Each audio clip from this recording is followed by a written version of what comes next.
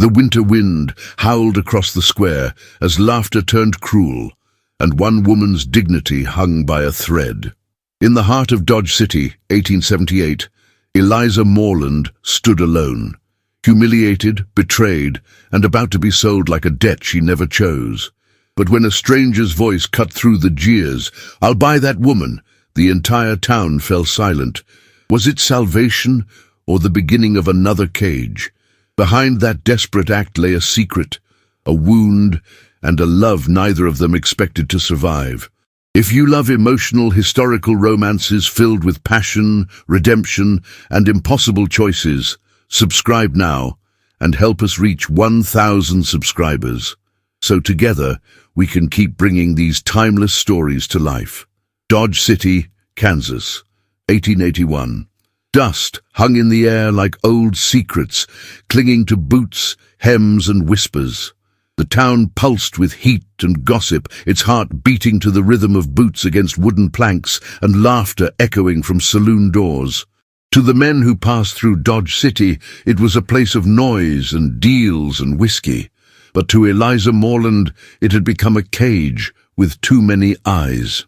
Every morning, she climbed the narrow stairs above the mercantile, carrying her small wooden sewing box like a shield. Her room was modest, bare walls, one narrow bed, and a single window that faced the street. Yet even there, judgment found her. The shopkeeper's wife had stopped offering kind words. The preacher's wife, Mrs. Lenora Vance, now turned her head when their paths crossed. And at night, when the town quieted, Eliza's needle moved beneath lamplight, stitching the only thing she still had left, her pride. She wore her blue wool dress, mended too many times to count. The color faded but clean. Her hands bore the pale marks of needle pricks, her fingertips were roughened by thread. She sewed until dawn sometimes, just to silence the ache of her thoughts. It had been only a month since her father's passing, a man who had taught her honor even in poverty. But his death left her with unpaid debts and no family to defend her. She tried to make the payments faithfully until Silas Pruitt, the wealthiest man in Dodge City, came knocking at her door with a smile that felt like a threat.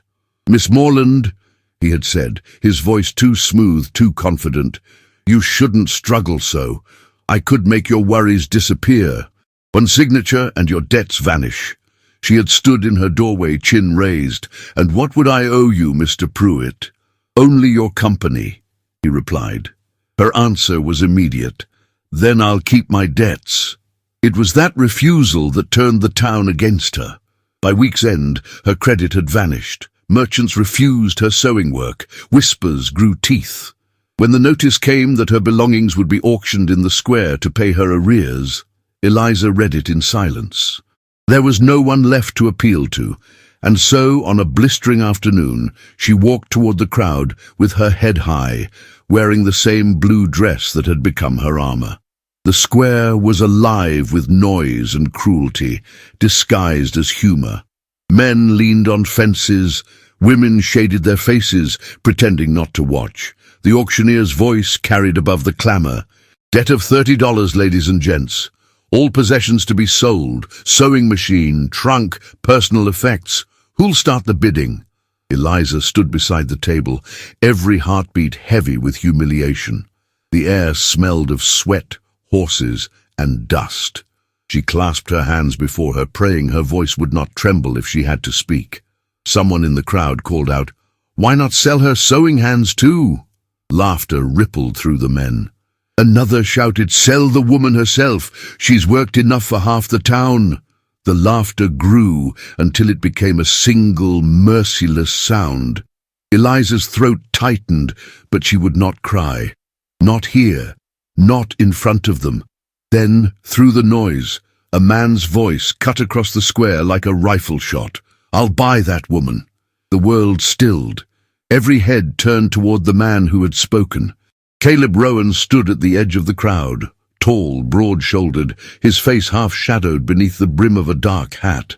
He looked like he belonged to no one, like he had stepped out of the dust itself. The sun caught in his grey eyes, cold as steel, steady as stone. Silas Pruitt sneered from the front. "Rowan, you think this is a joke?" Caleb's tone was flat. "No joke. How much?" Gasps spread like wind through wheat. The auctioneer hesitated, unsure whether to laugh or listen. Eliza's heart pounded. Shame and anger clashed inside her. "You will not," she said, her voice trembling but fierce. "You will not buy me." Caleb looked at her then, directly, unwaveringly, and something in his gaze stopped her breath. It was not lust, not mockery, it was defiance. He turned back to the auctioneer. "I'll pay her debt," he said. "Every cent, and she walks free." The auctioneer glanced nervously toward Pruitt, who gave a tight, poisonous smile. "It seems, Mr. Rowan's generosity is well-timed," he said. "Let him pay." Coins clattered onto the table. The laughter died. The crowd, cheated of its entertainment, began to drift away, muttering. When it was over, Caleb turned to Eliza. "Miss Morland," he said quietly, "you can come with me, or stay and let them circle again." She stared at him, breathing hard. "Why would you help me?" "Because no one else did." His answer was simple, without heroics. But in his eyes, she saw something rare, remorse, not for her, but for the world. She stood in silence for a long moment. Behind her, the last stragglers were whispering. Pruitt's laughter carried faintly from across the street. Pride alone could not protect her forever. At last she spoke, her voice low. "I'll ride with you," she said, "but do not think I owe you anything." Caleb inclined his head. "I wouldn't dare." They left Dodge City as twilight deepened, the air cooling at last. The town receded behind them, its noise swallowed by the open plain. The silence between them was heavy, but not cruel. It was the kind that holds two people's pain without breaking. Eliza glanced once over her shoulder, seeing the square fade into distance. For the first time in weeks, no one was watching her. Beside her, Caleb Rowan rode with his eyes fixed on the horizon, the sun dying in streaks of red and gold behind them. He did not speak again, but she could feel his presence like a wall against the world, and though she told herself it was only necessity that made her follow him, deep within her chest, something unfamiliar stirred, something that felt dangerously close to hope.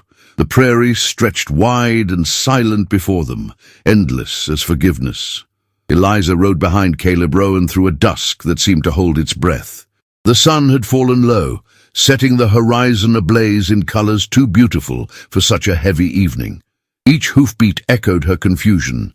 Soft, rhythmic, and full of questions, she did not dare speak aloud. Caleb rode with a calm she could not read. His back was straight, his broad shoulders rigid beneath his dark coat, his silhouette carved against the fading light. He had not said a word since they left Dodge City. Neither had she. Pride held her tongue as tightly as fear gripped her heart. The road was a ribbon of dust between tall grasses swaying in the wind. A flock of birds lifted from a fence post as they passed, scattering toward the dying light. Behind them, Dodge City was already shrinking into memory, a place of noise, cruelty, and shame she would not let define her. When the first chill of night began to bite, Caleb drew his horse to a slower pace. "We'll stop soon," he said without turning his head. His voice was deep, calm, and roughened by wind and solitude. "There's water near the ridge." Eliza's throat was dry, but she kept her tone steady. "You didn't have to help me," she said quietly. "You could have looked away, as everyone else did." He reined in his horse, glancing back over his shoulder. "Maybe I've looked away too many times before." There was something in his voice, a weary honesty that softened her anger. But she would not let gratitude come easily. "You spoke as if I were for sale," she said, her gaze hard. "Do you know what that felt like?" Caleb turned fully toward her. The fading light struck his face, revealing eyes of grey and silver, like cold metal dulled by regret.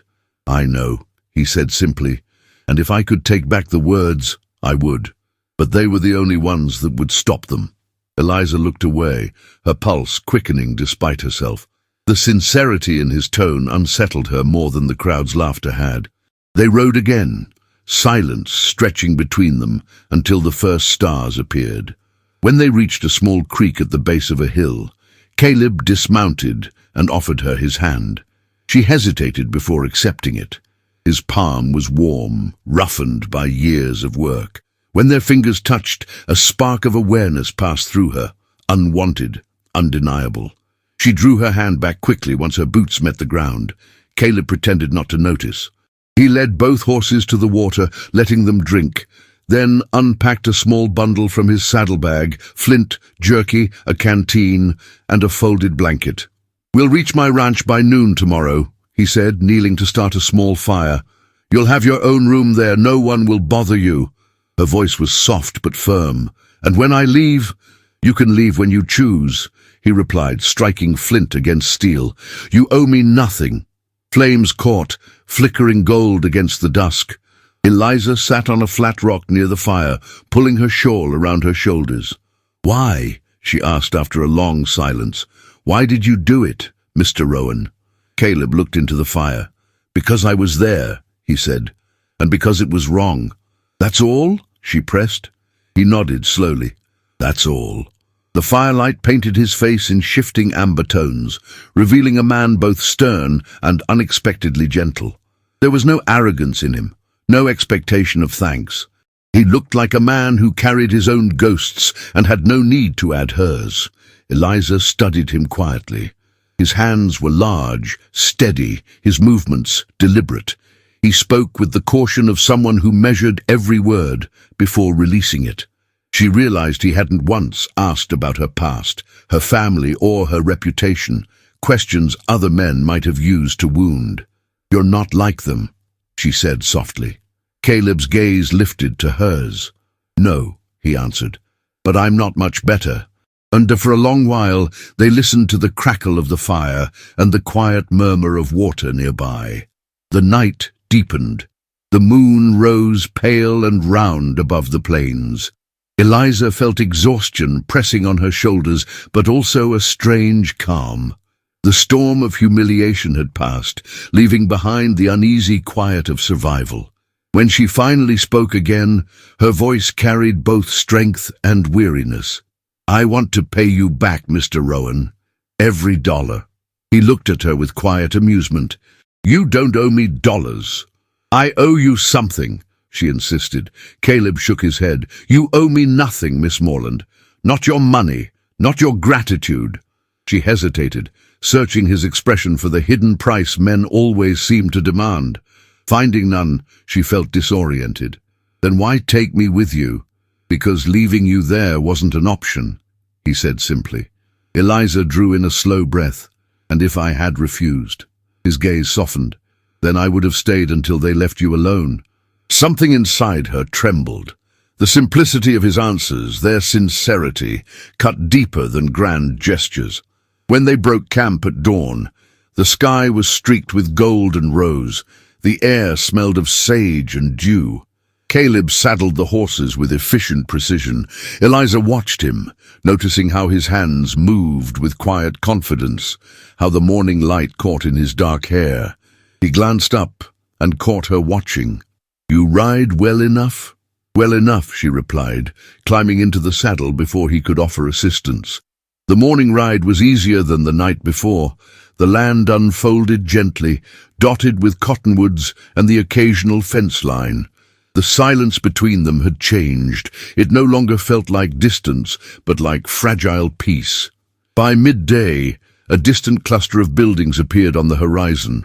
A modest ranch nestled between rolling hills and pastures. As they drew closer, she saw corrals, barns, and fields that spoke of hard, lonely work. Caleb dismounted near the main house, a sturdy structure of stone and timber. He tied his horse and turned to her. "Welcome," he said simply. "It isn't much, but it's honest." Eliza looked around, her breath catching at the sight of the open land stretching in every direction. It was vast, untamed, beautiful in a way that frightened her. "It's quiet," she murmured. "That's the point," he said with a faint smile. Inside, the house was spare but well kept, wood floors polished from use, a large hearth, shelves lined with neatly arranged tools.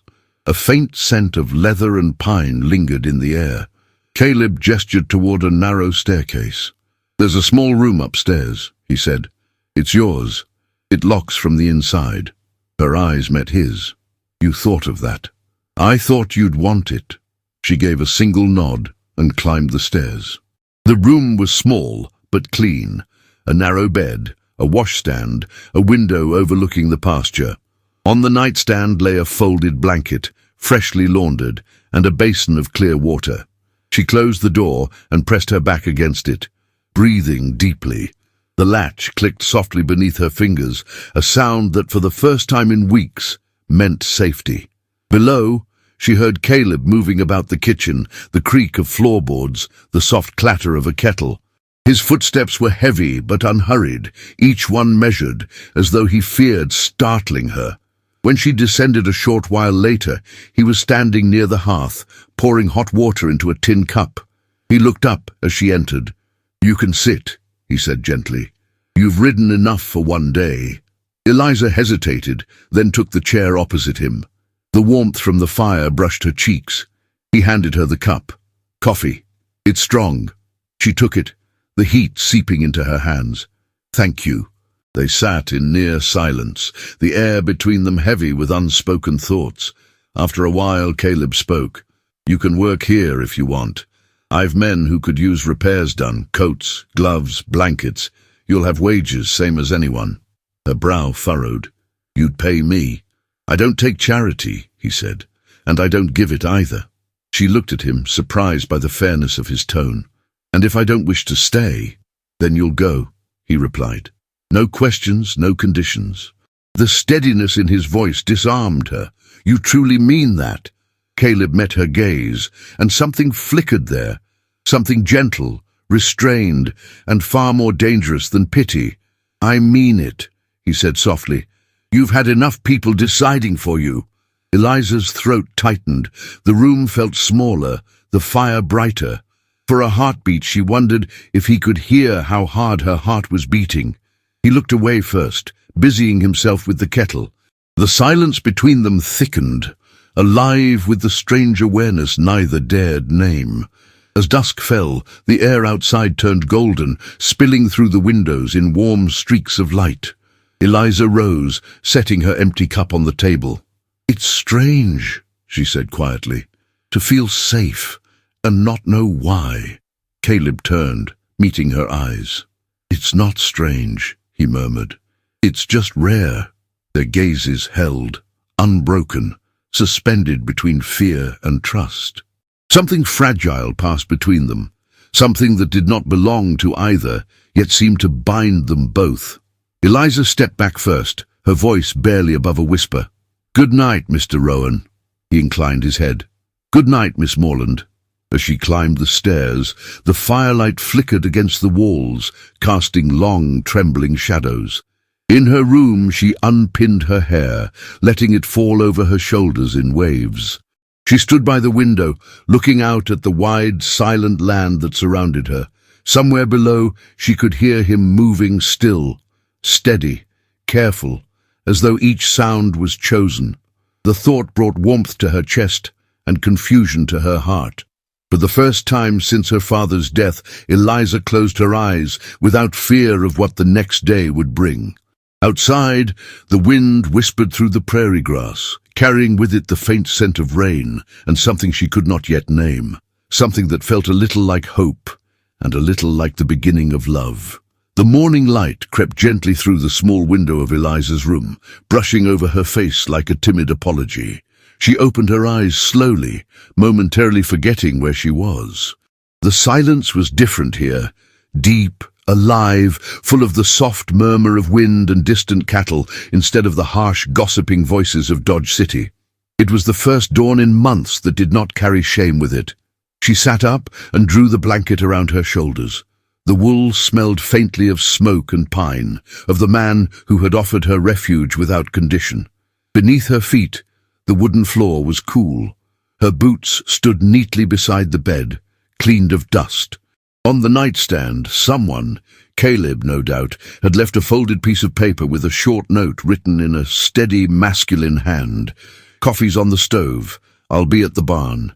There was no signature, No flourish, just the quiet courtesy of a man who didn't believe kindness required attention. Eliza dressed quickly in her grey cotton gown, pinned her hair neatly, and descended the stairs. The scent of roasted coffee met her halfway down, rich and comforting. The kitchen was simple but well tended, sunlight pouring through the window and catching the steam that rose from the kettle. She poured herself a cup and stepped outside, blinking into the golden light of morning. The ranch spread before her like a painting. Rolling fields touched with mist, fences stretching toward the horizon, and a barn whose weathered boards glowed amber in the rising sun. Caleb stood there, working with quiet efficiency, his sleeves rolled up, his movements purposeful and strong. She watched him for a moment, unseen, before clearing her throat. "You rise early," she called.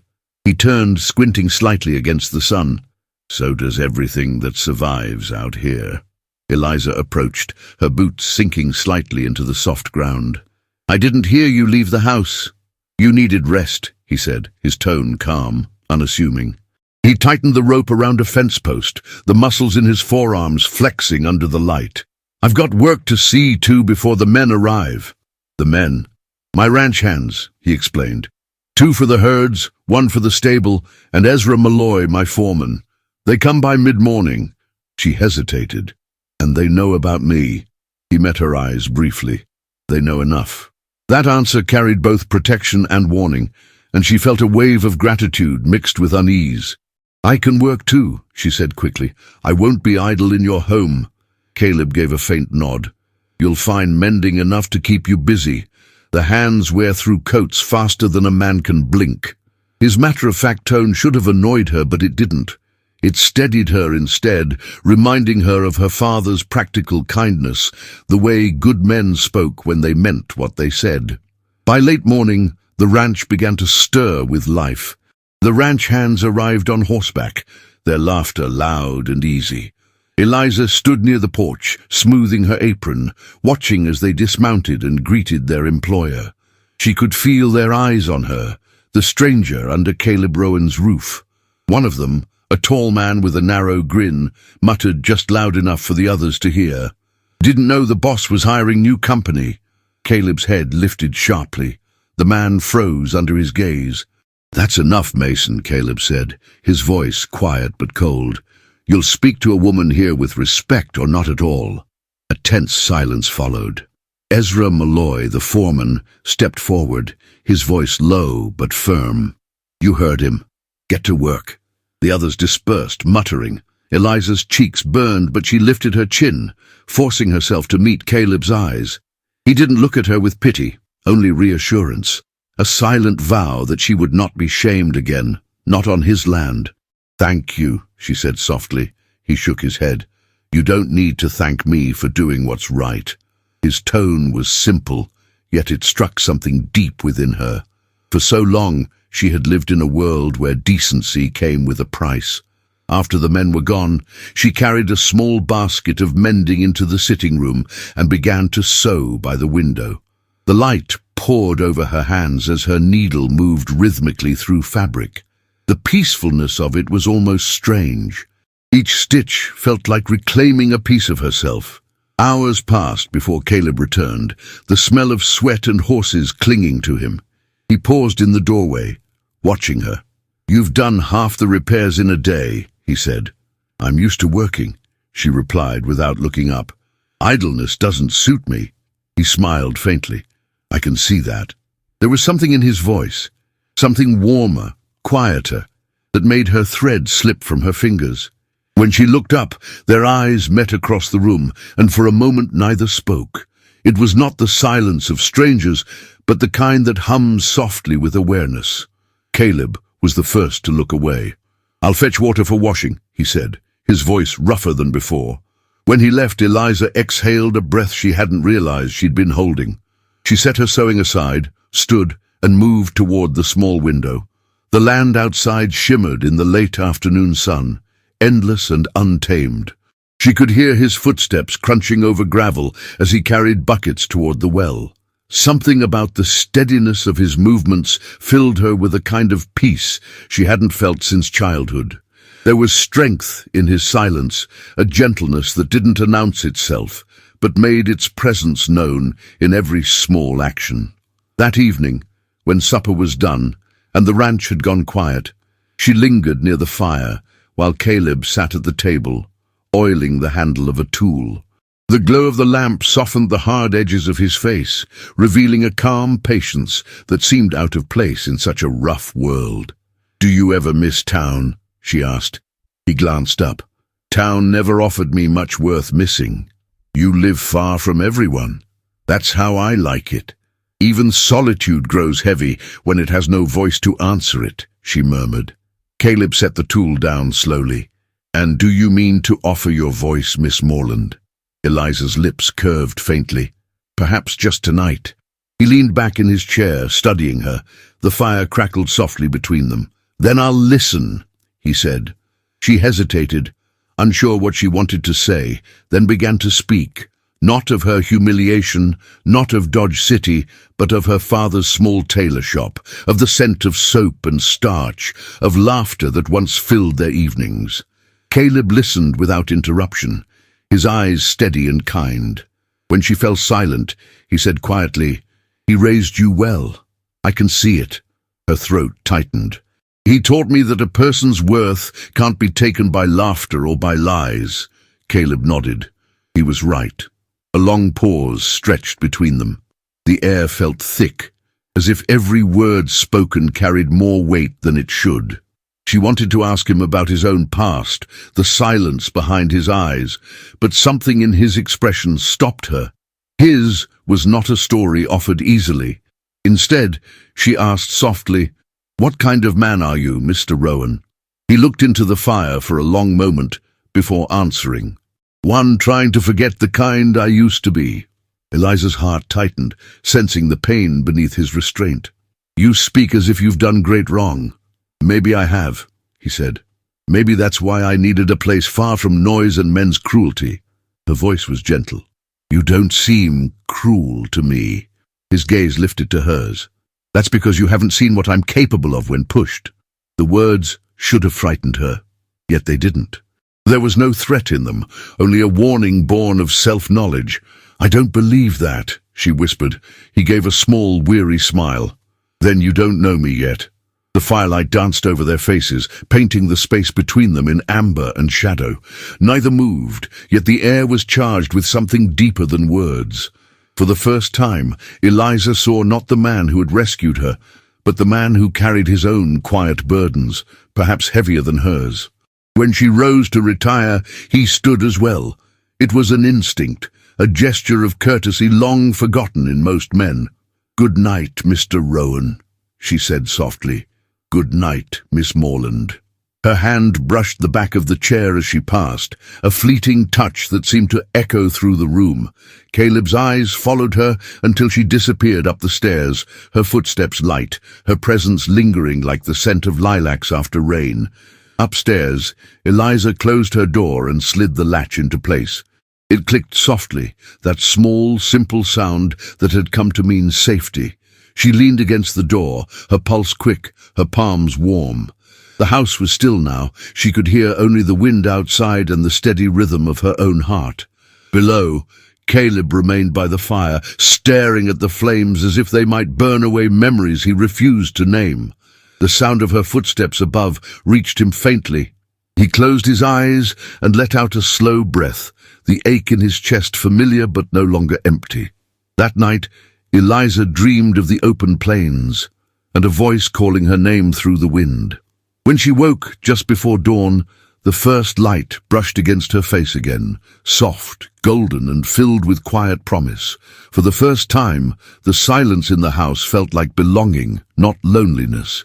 And though she would not yet admit it, something in her heart had begun to shift, like the first thaw of spring breaking through a long and bitter winter. The winter sun rose pale and reluctant over the prairie, its light diffused by a thin veil of frost that made the world shimmer like glass. From her window, Eliza watched the horizon come alive in soft hues of rose and amber. The morning air was sharp, crisp enough to sting her lungs when she breathed it in, yet she found herself drawn to it. The purity of it, the silence, untouched by judgment. She wrapped her shawl tightly around her shoulders and descended the stairs.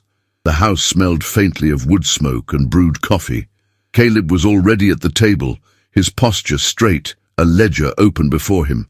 He looked up as she entered, and a faint warmth softened his features. "Morning," he said. "Good morning, Mr. Rowan." Her voice carried the faintest tremor of formality, though her heart had begun to betray her with its small betrayals. How it lifted when he spoke, how it steadied when he was near. He gestured toward the cup, waiting beside the fire. "There's coffee, if you'd like it hot. We'll ride to town after breakfast." Eliza froze. "To town?" Caleb nodded, his gaze steady. "Supplies are low. You'll need fabric and thread if you're to keep mending for the men. And I've business with the grain merchant." She hesitated, her hands tightening around her shawl. "Dodge City hasn't been kind to me." "I know," he said gently, "but it's your town too. It doesn't get to take that from you." Something in his tone, firm, unwavering yet deeply kind, left her with no room to argue. She inclined her head. "Then I'll come." By mid-morning, the two rode side by side along the frozen road that wound toward Dodge City. The air was brittle and clear, their breath rising in faint clouds. Eliza's gloved hands gripped the reins tightly, her nerves taut beneath her calm exterior. She wore her blue wool dress beneath a brown cloak, the same one she had worn when he first found her. Caleb, as always, looked composed in his dark coat and broad-brimmed hat, though his jaw was set in quiet vigilance. The town emerged slowly from the haze of cold air, its wooden storefronts, its wagons and dust-covered streets. The sound of hammers and the creak of wagon wheels broke the silence of the open plain. Eliza's stomach tightened. Caleb's voice reached her softly. "Keep your head high, Miss Morland. You owe them nothing." She nodded, but the familiar ache of shame lingered as they entered the main street. Faces turned, men pausing mid-sentence, women whispering behind gloved hands. The weight of their stares pressed upon her shoulders. She forced herself to keep her posture tall, her chin lifted. They stopped before the general store. The merchant, Mr. Wilkins, was stacking crates outside. His expression faltered when he saw them. "Mr. Rowan," he said, his tone cautious. "Miss Morland." Eliza inclined her head politely. "Good day, Mr. Wilkins." He nodded stiffly. "Didn't expect to see you back in town." Caleb stepped forward, his voice calm but edged. "You'll treat her as any customer under your roof. She's here to purchase, not to beg." The man swallowed and stepped aside. "Of course." Inside, the store was warm and smelled of spices, fabric, and lamp oil. Eliza busied herself selecting needles, thread, and coarse wool. She could feel the stares of two women lingering near the shelves, the preacher's wife, Mrs. Lenora Vance, and her companion, whispering behind gloved hands. Their voices were low but sharp enough to pierce. "Pity," Mrs. Vance murmured. "Some women can't live without attention, no matter the cost." Eliza's hand froze over a spool of thread. She did not turn, but her breath came quicker. Caleb's shadow fell across the floor as he approached. His voice, when he spoke, was quiet but unyielding.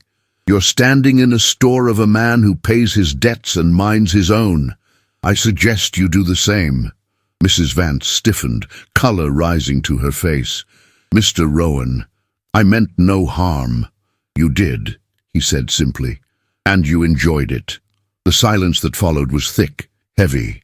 The women hurried from the store, their whispers trailing behind them like smoke.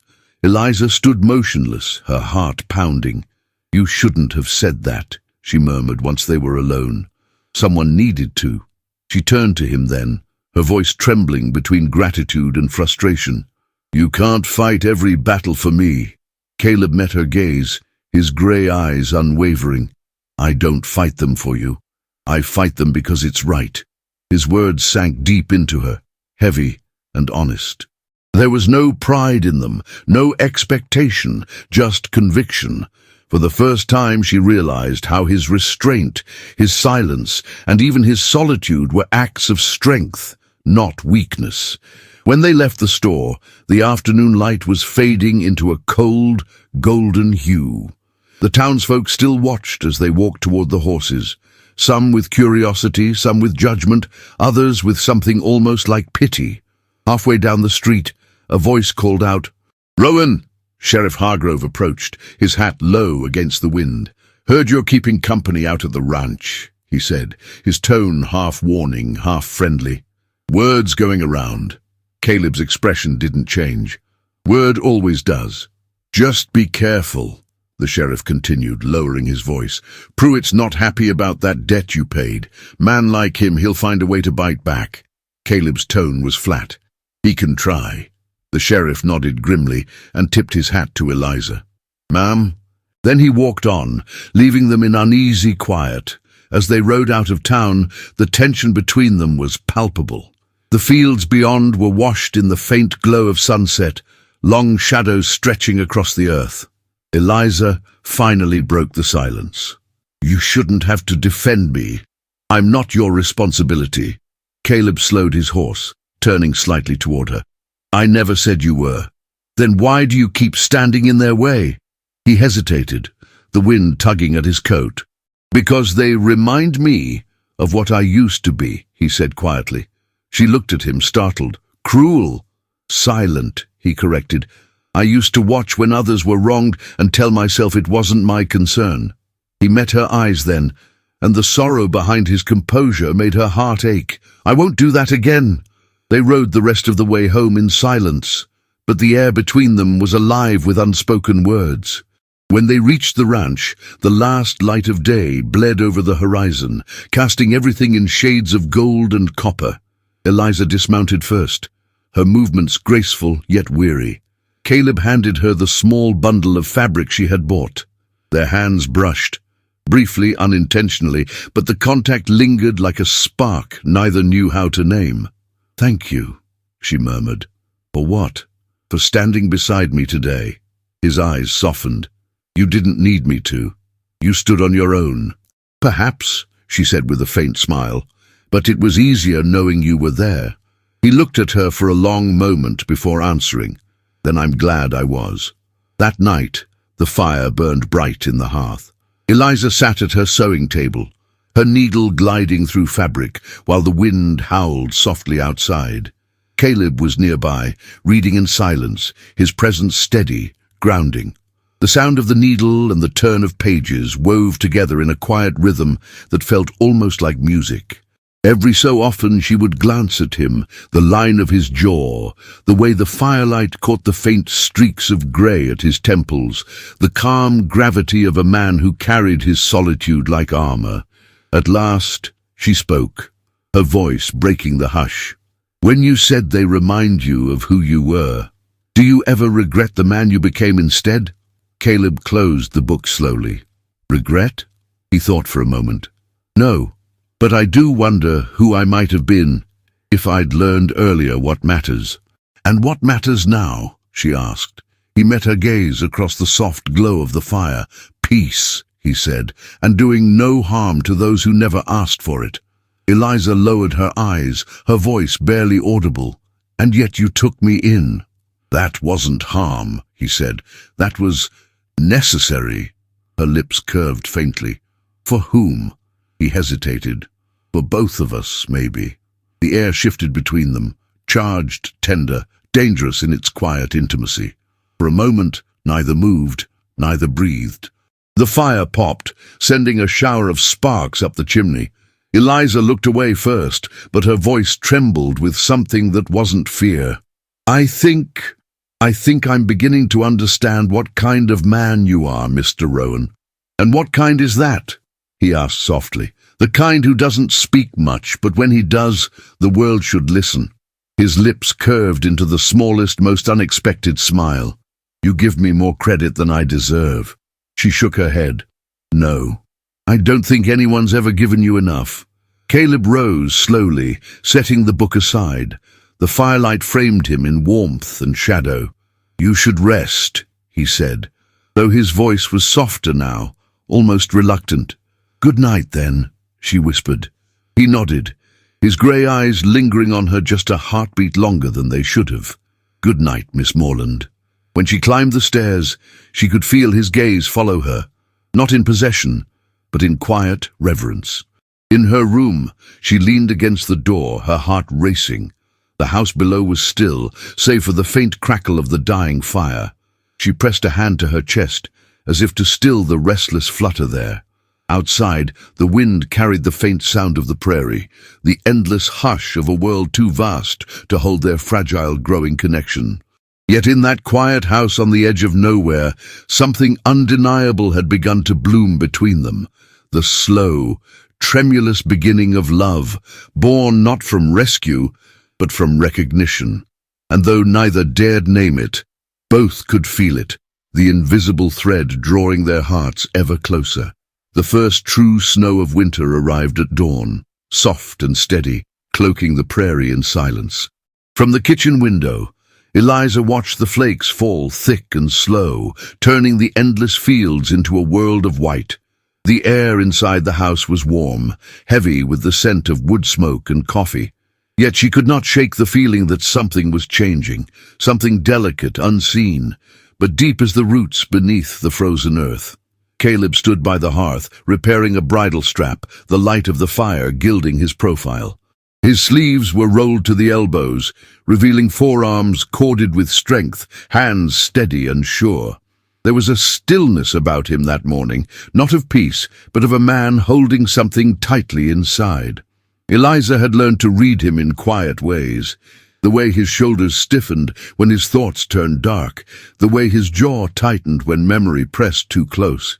He looked up and caught her watching. "You're quiet today," he said.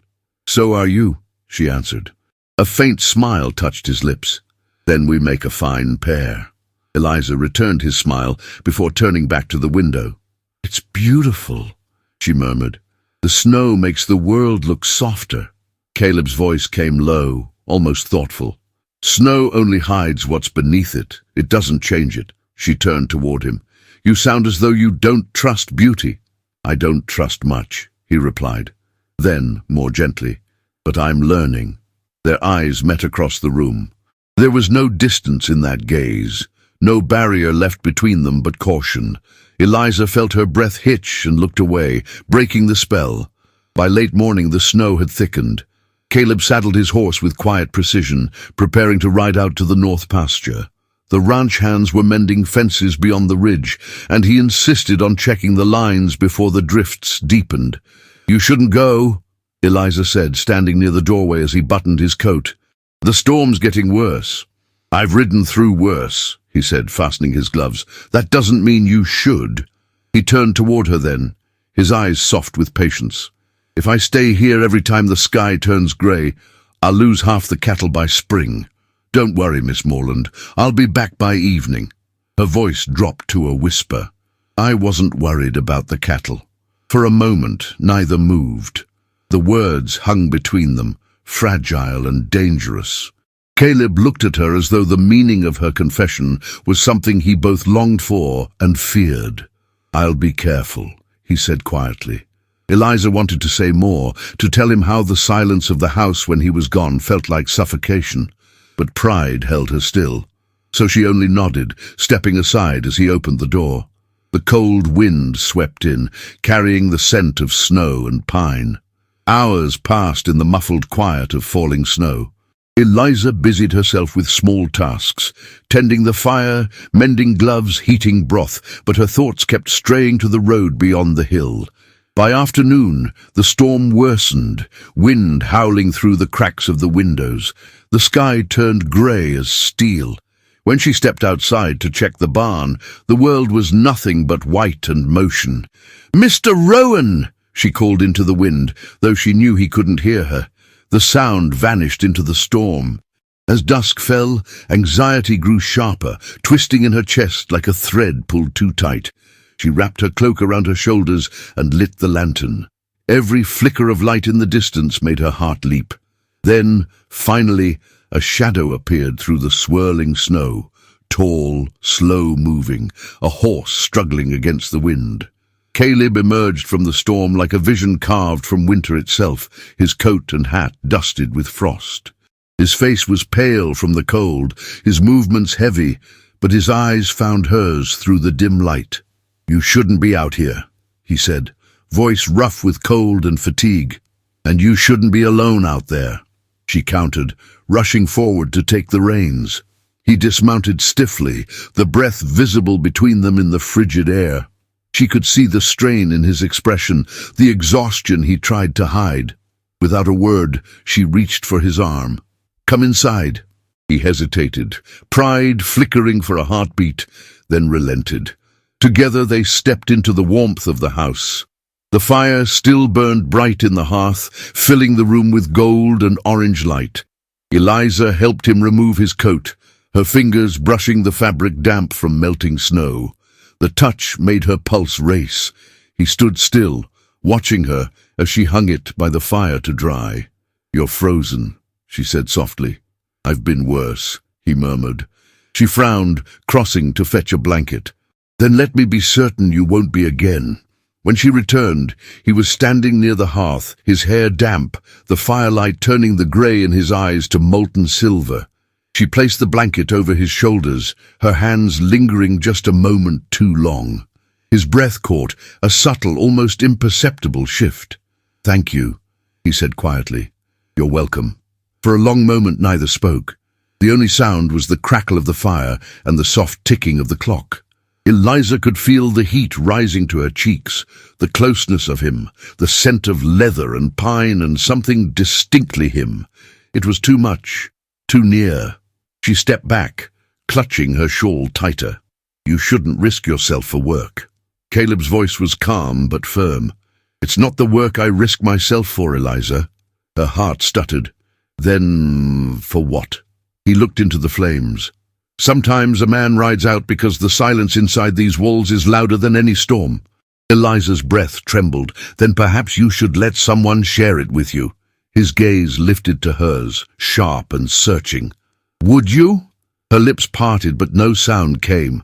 The room seemed to hold its breath with her.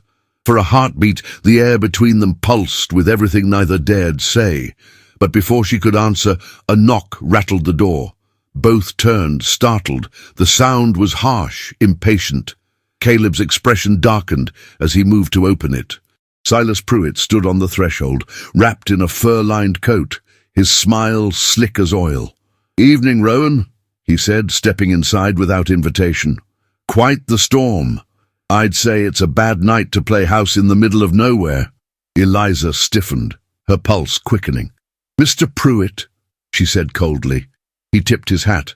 "Miss Morland, you look well. Better than when I last saw you, though I can't imagine why." Caleb's voice cut through the room, low and edged. "State your business." Pruitt's smile sharpened. "I've come to discuss a matter of property. Seems some paperwork regarding Miss Morland's debt wasn't entirely resolved." Eliza's face drained of colour. "That's a lie." "Is it?" he said, his tone almost playful. "You see, I still hold a claim, and the people in town, they remember what happened in the square. They remember who she was before you took her in." His gaze slid toward her, slow and cruel. "It's not a good look for a man of your standing, Rowan. A woman with a reputation under your roof. I'd hate to see your good name tarnished." Caleb took a step forward, his jaw set. "Leave." Pruitt's eyes glittered. "You're making a mistake. You can't protect her forever." "I don't intend to," Caleb said evenly. "She doesn't need my protection, only your absence." The businessman's smirk faltered for the first time. "Careful, Rowan. Pride has ruined better men than you." "Then I'll go down ruined," Caleb said. "But I won't stand by while you try to destroy her again." The words hung in the air like a blade. For a long moment no one moved. Then Pruitt adjusted his gloves, his eyes narrowing. "You'll regret this," he said quietly, and turned toward the door. The cold rushed in as he left, slamming it behind him. The silence that followed was deafening. Eliza's hands trembled as she steadied herself against the table. "He'll tell the town," she whispered. He'll twist the story until they believe it. Caleb turned to her, his voice firm. Let him. You know the truth, and so do I. But the truth doesn't matter to them, she said bitterly. It never did. He stepped closer, close enough that she could see the fire reflected in his eyes. Then, stop living for what they think. You're not theirs to judge. The words broke something inside her, something brittle and long contained. You speak as if it's easy, she whispered, as if the past doesn't follow you like a shadow. It does, he said softly, every day. Then how do you bear it? By remembering what I won't be again. Her breath caught. And what's that? He hesitated, his voice low. A man who stands still while the world turns cruel. For a long moment, neither moved. The firelight shimmered between them, soft and unsteady. Eliza felt her throat tighten, her pulse quicken. There was an ache inside her chest that felt like both fear and longing. Mr. Rowan, she began, but he shook his head. Caleb, he corrected quietly. If we're to face their talk, let them at least know my name is the one beside yours. Her lips parted in surprise. That's not what I meant. Maybe not, he said, his tone almost tender. But it's what I'll remember. Outside, the storm raged, wind howling against the windows. Inside, the air felt heavy, charged, full of all the things neither dared say. Caleb turned back to the fire, his face half in shadow. Eliza watched him for a long while, her heart caught between gratitude and something deeper, more dangerous. When she finally climbed the stairs to her room, she paused at the landing and looked back. He was still standing there, motionless before the fire, as if carved into the very stillness of the house. The glow outlined him in gold and amber, and she thought he looked both strong and unbearably lonely. In her room, she closed the door and pressed her back against it, the faint echo of his voice lingering in her mind. You're not theirs to judge. She whispered into the quiet, as if he might somehow hear her through the walls. And you, Caleb Rowan, who will judge you? But there was no answer, only the wind, the crackle of the fire below, and the fragile warmth that had begun to take root in both their hearts, growing quietly beneath the cold weight of the storm.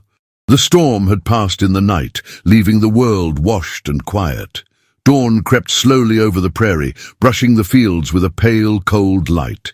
The snow had hardened into a thin crust that shimmered like glass beneath the morning sun.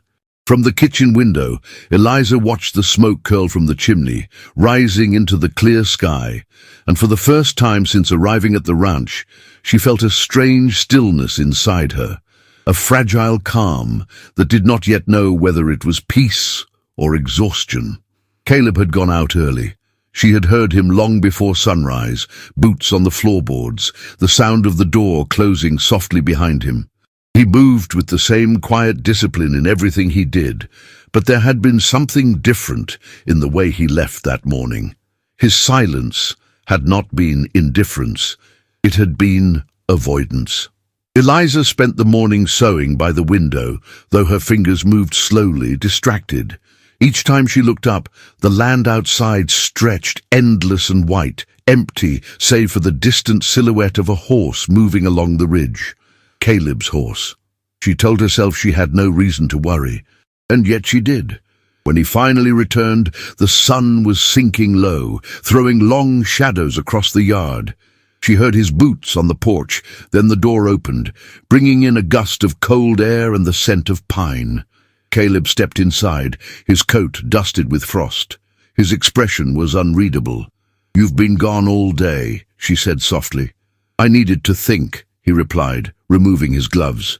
His voice was low, weary. About what? He didn't answer right away. Instead, he hung his coat near the fire and turned toward her. The flickering light caught the faint scar along his jaw, the one that deepened whenever his jaw tightened. She had noticed it before, but never asked how he got it. Tonight, she could not look away from it. Eliza rose from her chair. "Something's troubling you." Caleb met her gaze. "You could say that." "Is it what Pruitt said?" she asked, hesitant. His eyes darkened. "It's what he reminded me of." She took a small step closer. "Then tell me, He drew in a long breath, his shoulders lifting as though the weight of years pressed against him. "You think you know what kind of man I am," he said quietly. "But you don't, Eliza. You see the man I'm trying to be, not the one I've been." Her pulse quickened at the sound of her name in his voice. "Then show me both," she said, her tone firm. "Let me see the difference." He hesitated, as if standing at the edge of something dangerous. Then he turned away, pacing once across the room before stopping near the hearth. "Years ago, I killed a man." The words hung in the air, heavy and raw. Eliza felt her breath catch, but she did not step back. "Was it in war?" she asked softly. He shook his head. "No, it was here, in this town, before I ever built this house. I was younger, full of anger, and proud of it. I thought strength meant getting the last word, winning every fight. One night, that pride cost a man his life." The fire crackled between them. His eyes were distant, focused on something far away. "I was drunk," he continued, his voice tightening. "A man insulted someone I cared for. I hit him once. He fell wrong. His head struck the ground. They called it an accident, said he'd provoked me, but I knew better. I'd wanted to hurt him." He paused, the silence unbearable in its honesty. "After that, I left Dodge City. I came out here, bought land, worked it alone. I thought if I built something with my hands, maybe it would wash the blood off them. But no matter how many winters pass, the memory stays." Eliza swallowed hard, her throat aching. "That's the scar," she whispered. "Not the one on your face, the one you carry inside." He turned toward her slowly, eyes shadowed. "I didn't tell you to earn your pity. I told you because you should know what kind of man offered you his name that night. You offered me protection," she said. "And what if that protection came from guilt?" he asked bitterly. "What if saving you was just my way of pretending I've changed?" Eliza crossed the space between them until she stood only a step away. The firelight glowed between them, casting his face in gold and shadow. "Then I'd say guilt alone couldn't have kept you from becoming what you once were. You could have been cruel to me, and you weren't. You could have turned away, and you didn't. Whatever you were, Caleb, you're not that man anymore." He looked down at her, the pain in his expression softening. "You make it sound easy." "Nothing worth saving is easy," she said. For a long moment they stood in silence. Outside, the wind rose, whistling softly against the windows. The air between them shifted, heavy, charged, but tender. Caleb's hand lifted, as if to reach for her, then stopped midway. His voice was low, rough. "If I touch you, Eliza, it's not out of pity or penance. You understand that?" Her heart thudded in her chest. "Then why would you?" He met her gaze, the grey of his eyes burning like tempered steel. "Because you make me forget the man I was, and that frightens me more than anything." Eliza's breath trembled. "And do you want to forget him?" He hesitated, then shook his head. "No, I just want to be worthy of the peace I see when you look at me." Her hand moved of its own will, rising to his face. She brushed her fingers lightly over the faint scar along his jaw. His breath caught. The touch was fleeting, gentle, reverent, but it held the weight of everything they had not said. "You already are," she whispered. Caleb's eyes closed for a heartbeat, as though her words had reached a place he had long kept locked. When he opened them again, they were softer, filled with something unspoken and deeply human. He stepped back, his composure returning like a slow exhale. "You should rest. It's been a long day." She wanted to protest, to tell him she wasn't tired, that she couldn't sleep with so much between them, but she saw the restraint in his posture, the careful line he drew between them, and she could not bring herself to cross it. "Good night, then," she said quietly. Caleb nodded. "Good night, Miss Morland." She paused at the doorway. "You don't have to call me that," she said, her voice almost a whisper. He looked up, a small smile touching his lips. "What should I call you, then?" "Eliza," she said. The way he repeated her name, softly, like a promise, made her chest tighten. "Good night, Eliza." In her room she stood by the window, the moonlight falling pale across the floor. The land outside stretched endless and silver, the wind carrying the soft creak of the barn door in the distance. She pressed her hand against the glass, the chill biting her skin, grounding her in the present moment. Below, she heard him moving through the house, the slow, steady sound of his boots across the floorboards. It comforted her in a way she couldn't explain. When the steps stopped, she imagined him standing by the fire again, staring into the flames, wrestling with ghosts that no longer deserved his grief, and she wondered if he knew that his truth had not made her afraid. It had done the opposite. It had made her certain that what she saw in him, the patience, the quiet strength, the restraint, wasn't born of emptiness, but of choice. That night, Eliza lay awake for hours, her thoughts full of him. She saw his face in the firelight, the line of his jaw, the sadness in his eyes when he spoke of the past. But more than that, she felt the echo of his voice saying her name, not as an obligation, not as ownership, but as something fragile and real. When sleep finally came, it was light and restless. She dreamed of standing beside him on the frozen prairie, snow swirling around them, his hand reaching toward hers but never quite touching. Yet even in the dream, she felt the warmth of him, the steady pull that drew them closer with every unspoken word. Below in the quiet house, Caleb sat by the dying fire, his head bowed, the faint scent of smoke and pine around him. His thoughts returned again and again to her voice, to the way she had touched his scar as though it was something holy.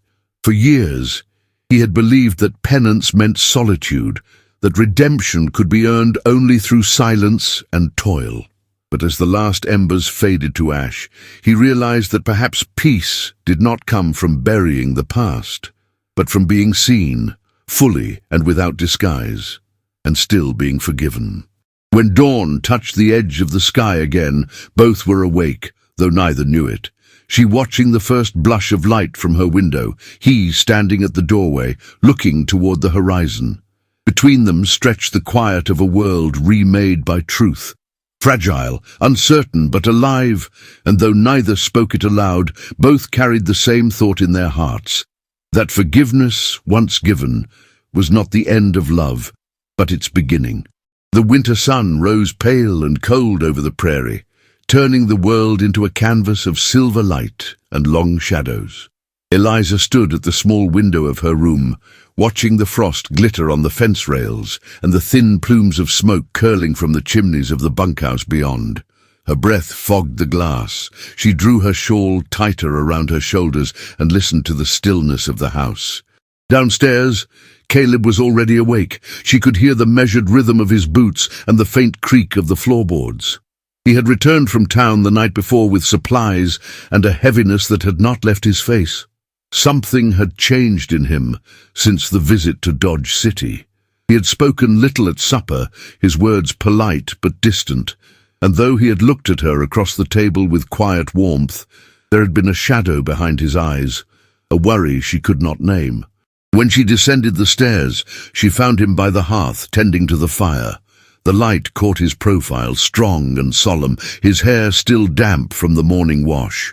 "You're up early," he said without turning. "I couldn't sleep," she replied. He straightened, meeting her gaze. "The wind kept you awake." "No, my thoughts did." She paused, her voice softening. "You seemed troubled, Mr. Rowan." He hesitated before answering, his jaw tightening slightly. "I saw Sheriff Hargrove yesterday." "Pruitt's been stirring talk again." Eliza's pulse quickened. "What kind of talk?" Caleb's tone was calm, but beneath it she heard the effort of restraint.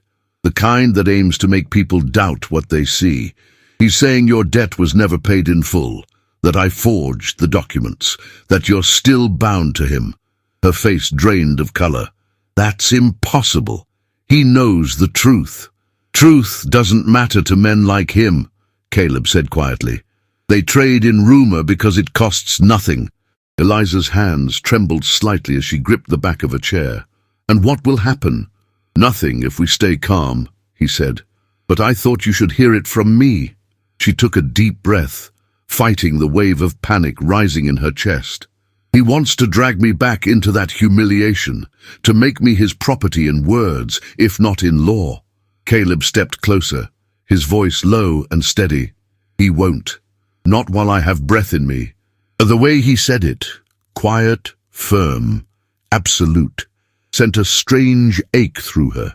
She met his gaze, finding not pride there, but devotion. "You've done enough for me already," she whispered. "Not enough," he said, and then stopped, as though the words had escaped him. Their silence filled the room, heavy but not uncomfortable. It was the kind of silence that hummed with what remained unsaid. By midday, clouds had gathered over the plains, grey and thick. The wind picked up, rattling the windows and bending the dry grass in waves. Caleb had gone to the stables to check the horses, and Eliza followed after him, unable to sit still. The cold bit at her cheeks as she crossed the yard. She found him inside, leaning against a wooden post, speaking softly to one of the mares as he brushed her coat. His voice, low, measured, carried the kind of tenderness that made her heart twist. "She's restless," he said when he noticed Eliza watching. "The storm's close." "I can feel it too," she said. "It makes the air heavy." He nodded, setting the brush aside. "I'm thinking of riding into town tomorrow. I want to hear what else is being said." Her brow furrowed. "You'd walk straight into their whispers? Caleb, please, don't." He turned toward her, his expression soft but unyielding. "I can't let them turn lies into truth, not about you." Her eyes shone with quiet defiance. "Then let me go with you." "No." "Why not?" "Because I've seen the way they look at you," he said, his voice tightening, "and I won't see it again." Eliza stepped closer, the space between them shrinking to a breath. "You can't protect me from a town's cruelty. I've learned to face it before." "I know," he said quietly, "but I can't stand to watch it happen again." The confession hung between them, raw and unguarded. Eliza's throat tightened. She had never heard his voice tremble before, never seen the cracks in his armor so clearly. "Caleb," she whispered, "you don't owe me that kind of care." He looked at her then, eyes dark and full of something deeper than duty. "It's not about owing." For a moment, the world outside seemed to still. The storm wind roared against the walls, but inside the barn, the air was hushed, filled only with their shallow breaths. Eliza's gaze dropped to his hands, rough, strong, scarred by work, and she felt an almost unbearable tenderness. "You think it's your burden to carry everyone's pain," she said softly. "But who carries yours?" He smiled faintly, without humor. "No one needs to." "Then you're wrong," she said, her voice trembling, "because I would." The silence that followed was charged, fragile. Caleb's breath caught. His eyes searched hers as though trying to decide whether she meant it. "You don't know what you're saying," he murmured. "I know exactly what I'm saying." Her hand rose before she could stop it, brushing against his sleeve.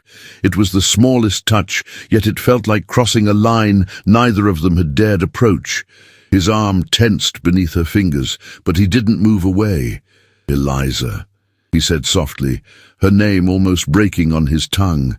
She withdrew her hand slowly, her heart racing. "You can't keep shutting yourself off from the world," she whispered. "You can't build walls so high that even kindness can't reach you." Caleb's eyes softened. "Kindness from you feels like temptation," he said quietly. "Then maybe temptation isn't always a sin." For the first time she saw him falter. The fire in his gaze dimmed into something tender and vulnerable. But before she could say more, a noise outside made them both turn, the crunch of boots on snow. Ezra Malloy, the foreman, appeared at the barn door, his hat dusted white. "Sorry to interrupt," he said awkwardly, "but a letter came from town. The rider said it's urgent." Caleb took the envelope, his expression unreadable. "Thank you." Ezra hesitated, glancing between them, then tipped his hat and left. When Caleb broke the seal and read the first lines, his jaw tightened. He handed the letter to Eliza without a word. It was short, written in an unfamiliar hand. The message was clear enough. "The sheriff requests your presence in Dodge City tomorrow to discuss a matter of dispute concerning Miss Morland's debt and the ownership of your ranch property." Eliza's stomach turned. "He means to drag you into this too." Caleb's tone was calm, almost too calm. Then we'll go together. She looked up sharply. No, I won't let you stand before them for my sake. I won't let you face them alone, he said simply. Why? She demanded. Why risk everything for me? His voice dropped to a whisper. Because when I see you standing in front of them, unbroken, I remember what honor feels like, and I'm not ready to lose that. The words struck deep. Eliza felt tears sting her eyes, though she refused to let them fall. You make it sound as if I saved you, she said softly. Caleb's expression shifted, his gaze holding hers with aching sincerity. Maybe you did. The snow outside fell harder now, blanketing the fields in white. The light through the barn windows dimmed to grey. For a long while, neither moved. Then Eliza turned away, unable to bear the weight of his gaze.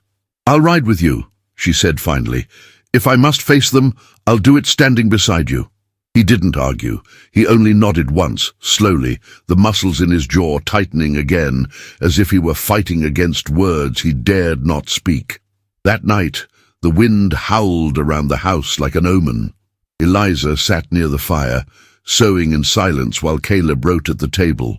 The flicker of the lamp cast golden light over his face, revealing the furrow in his brow, the weariness that never fully left him. At last, she set her needle aside. Do you ever regret helping me? He looked up, startled. Never, not even when it costs you peace. His lips curved faintly.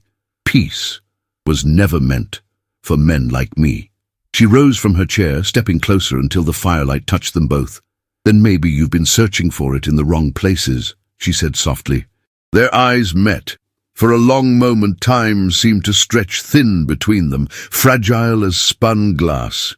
Eliza, he said, her name heavy with meaning. You should sleep. I doubt I'll rest easy tonight, she admitted. Neither will I. The confession was quiet, but it held more than sleeplessness. It held longing, fear, and the ache of restraint. When she finally climbed the stairs, she paused halfway and looked back. Caleb was still seated by the fire, his hands clasped, his head bowed as though in prayer. She watched him for a long moment before whispering, "Good night, Caleb." He didn't look up, but she heard his answer, soft, hoarse, and full of feeling. "Good night, Eliza." In her room, she stood by the window again, watching the snow fall heavier over the land. The ranch was cloaked in silence, but her heart was anything but still. She pressed her palm to the cold glass and closed her eyes. Tomorrow, they would face the town again, but tonight, in the quiet glow of the fire below, she knew this much. Something within her had already chosen him, not as a savior, but as the man who made her remember her own strength. And though the world beyond their door waited with judgment and danger, for this one fleeting night, Eliza allowed herself the fragile comfort of believing that what bound them was not fear nor gratitude, but love, slow, forbidden, and undeniably alive. The morning broke grey and cold, a thin mist coiling low over the prairie. The air was sharp enough to sting, and the sun, pale as tarnished silver, struggled to pierce through the haze. Eliza stood by the window of her room, fastening the clasp of her cloak with trembling hands. The reflection in the glass showed a face calm in appearance, but her heartbeat betrayed her, rapid, uneven, alive with dread, and something else she dared not name. Downstairs, Caleb waited. He was already dressed for the ride into Dodge City, dark coat, hat pulled low, gloves tightened at the wrists. His stance was as steady as ever, yet his silence carried an unspoken warning. The day ahead would not be kind. When she descended the stairs, he looked up, and their eyes met for a long moment that needed no words. "Are you ready?" he asked quietly. "As much as I'll ever be." He nodded once, then offered his arm. She hesitated only briefly before placing her gloved hand on it. The simple gesture steadied her more than any words could. Together they stepped into the cold. The ride to town was long and hushed. The wind whispered through the dry grass, carrying with it the faint scent of wood smoke. Eliza's cloak billowed behind her, her cheeks flushed pink from the chill. Each mile brought them closer to the place she had once fled, and closer still to the humiliation she feared might return. Caleb rode beside her, every line of his posture protective yet restrained, as though his very presence were a promise he did not dare speak aloud. When the town came into view, its outline rising through the mist, Eliza felt her chest tighten. Dodge City looked unchanged, its crooked signs, its mud-caked street, the same faces that once turned away when she passed. Only now she returned, not in shame, but with a man who refused to let her bow her head. Caleb dismounted first and helped her down. His gloved hand lingered at her waist a fraction longer than necessary, steadying her as her boots met the ground. She looked up at him, startled by how the smallest touch from him could quiet her heart. "Keep your head high," he said softly. "I will." The sheriff's office stood near the end of the street. Its wooden steps creaked under their weight as they entered. Inside, the air smelled of dust and tobacco. Sheriff Hargrove sat behind his desk, spectacles perched low on his nose, flipping through a ledger. When he looked up, his expression flickered between respect for Caleb and discomfort at the sight of Eliza. "Mr. Rowan, Miss Morland." He cleared his throat. "I appreciate you coming on such short notice." Caleb's tone was calm, even. "You said it was urgent." The sheriff hesitated, glancing at Eliza before speaking. "Pruitt's filed a claim. Says there was a forgery in the release of her debt. He's demanding a hearing to contest ownership of your land, claiming improper payment from both parties." Eliza's voice broke the silence, low but firm. "That's a lie." "I know it is," Hargrove said, his voice uneasy. "But he's stirred the town. He's threatening to bring it before the county magistrate unless you both come forward with proof." Caleb's gaze hardened. "And what does he hope to gain by this?" "Reputation, mostly," the sheriff said grimly. "And whatever satisfaction comes from seeing you two humiliated." Eliza's breath trembled, but she lifted her chin. "Then let him try." Caleb turned to her, his expression softening at her defiance. "You shouldn't have to face him again." "I can," she said, her voice steady now. "I must." Hargrove watched them both, his eyes narrowing with quiet understanding. "There's a hearing this afternoon at the courthouse. Pruitt's hired a lawyer from Wichita. I'll see that it stays civil, but—" He stopped short. "Be careful, both of you. He wants to ruin more than names." Outside, the street had grown crowded. News traveled fast in Dodge City, and whispers moved faster. As they walked toward the courthouse, Eliza felt the stares of townsfolk following them, curiosity in some eyes, contempt in others. Caleb's presence beside her was a fortress against the noise, but still she could feel the weight of every glance.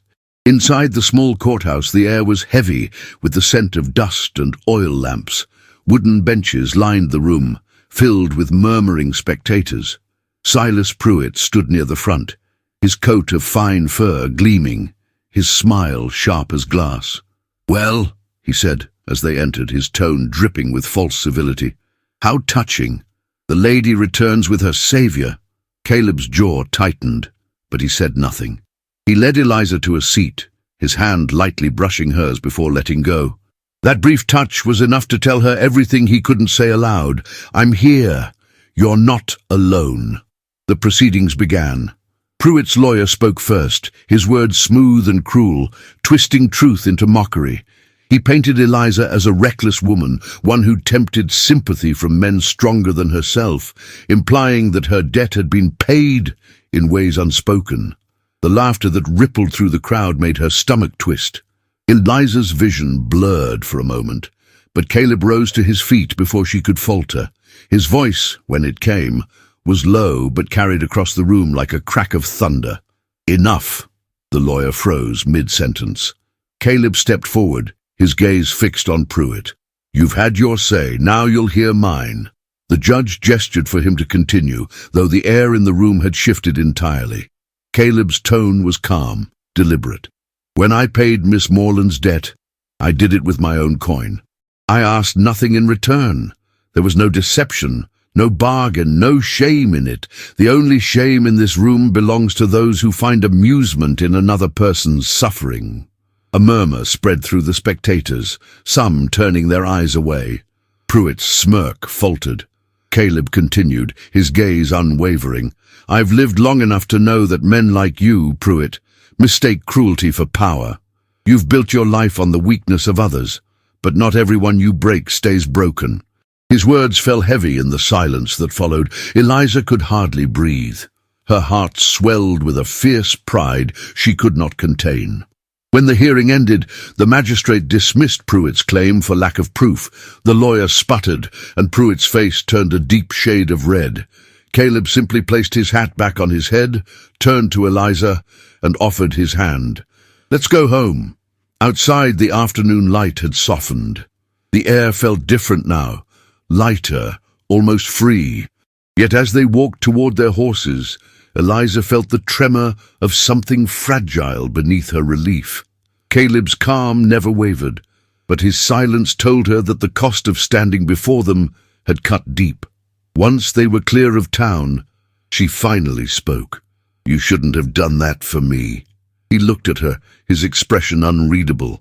You think I did it for you? Her brows furrowed. Didn't you? No, he said quietly.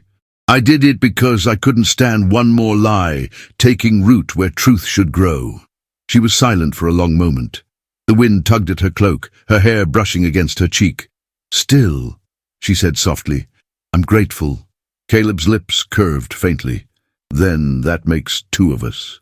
They rode the rest of the way home in companionable silence, the sound of the horses' hooves rhythmic against the frozen ground. By the time they reached the ranch, the sky had deepened into a bruised purple, the first stars faintly visible. Inside, the warmth of the fire wrapped around them. Caleb removed his coat, shaking the dust from his shoulders, while Eliza poured 2 cups of coffee. When she handed him his, their fingers brushed. The brief contact sent a quiet current through her that she couldn't hide. You were brave today, he said. So were you. He smiled slightly, though the sadness in his eyes lingered. I'm not sure bravery's the word. Maybe it was just necessary. Eliza sat near the hearth, her gaze fixed on the flames. When you spoke in that room, they listened.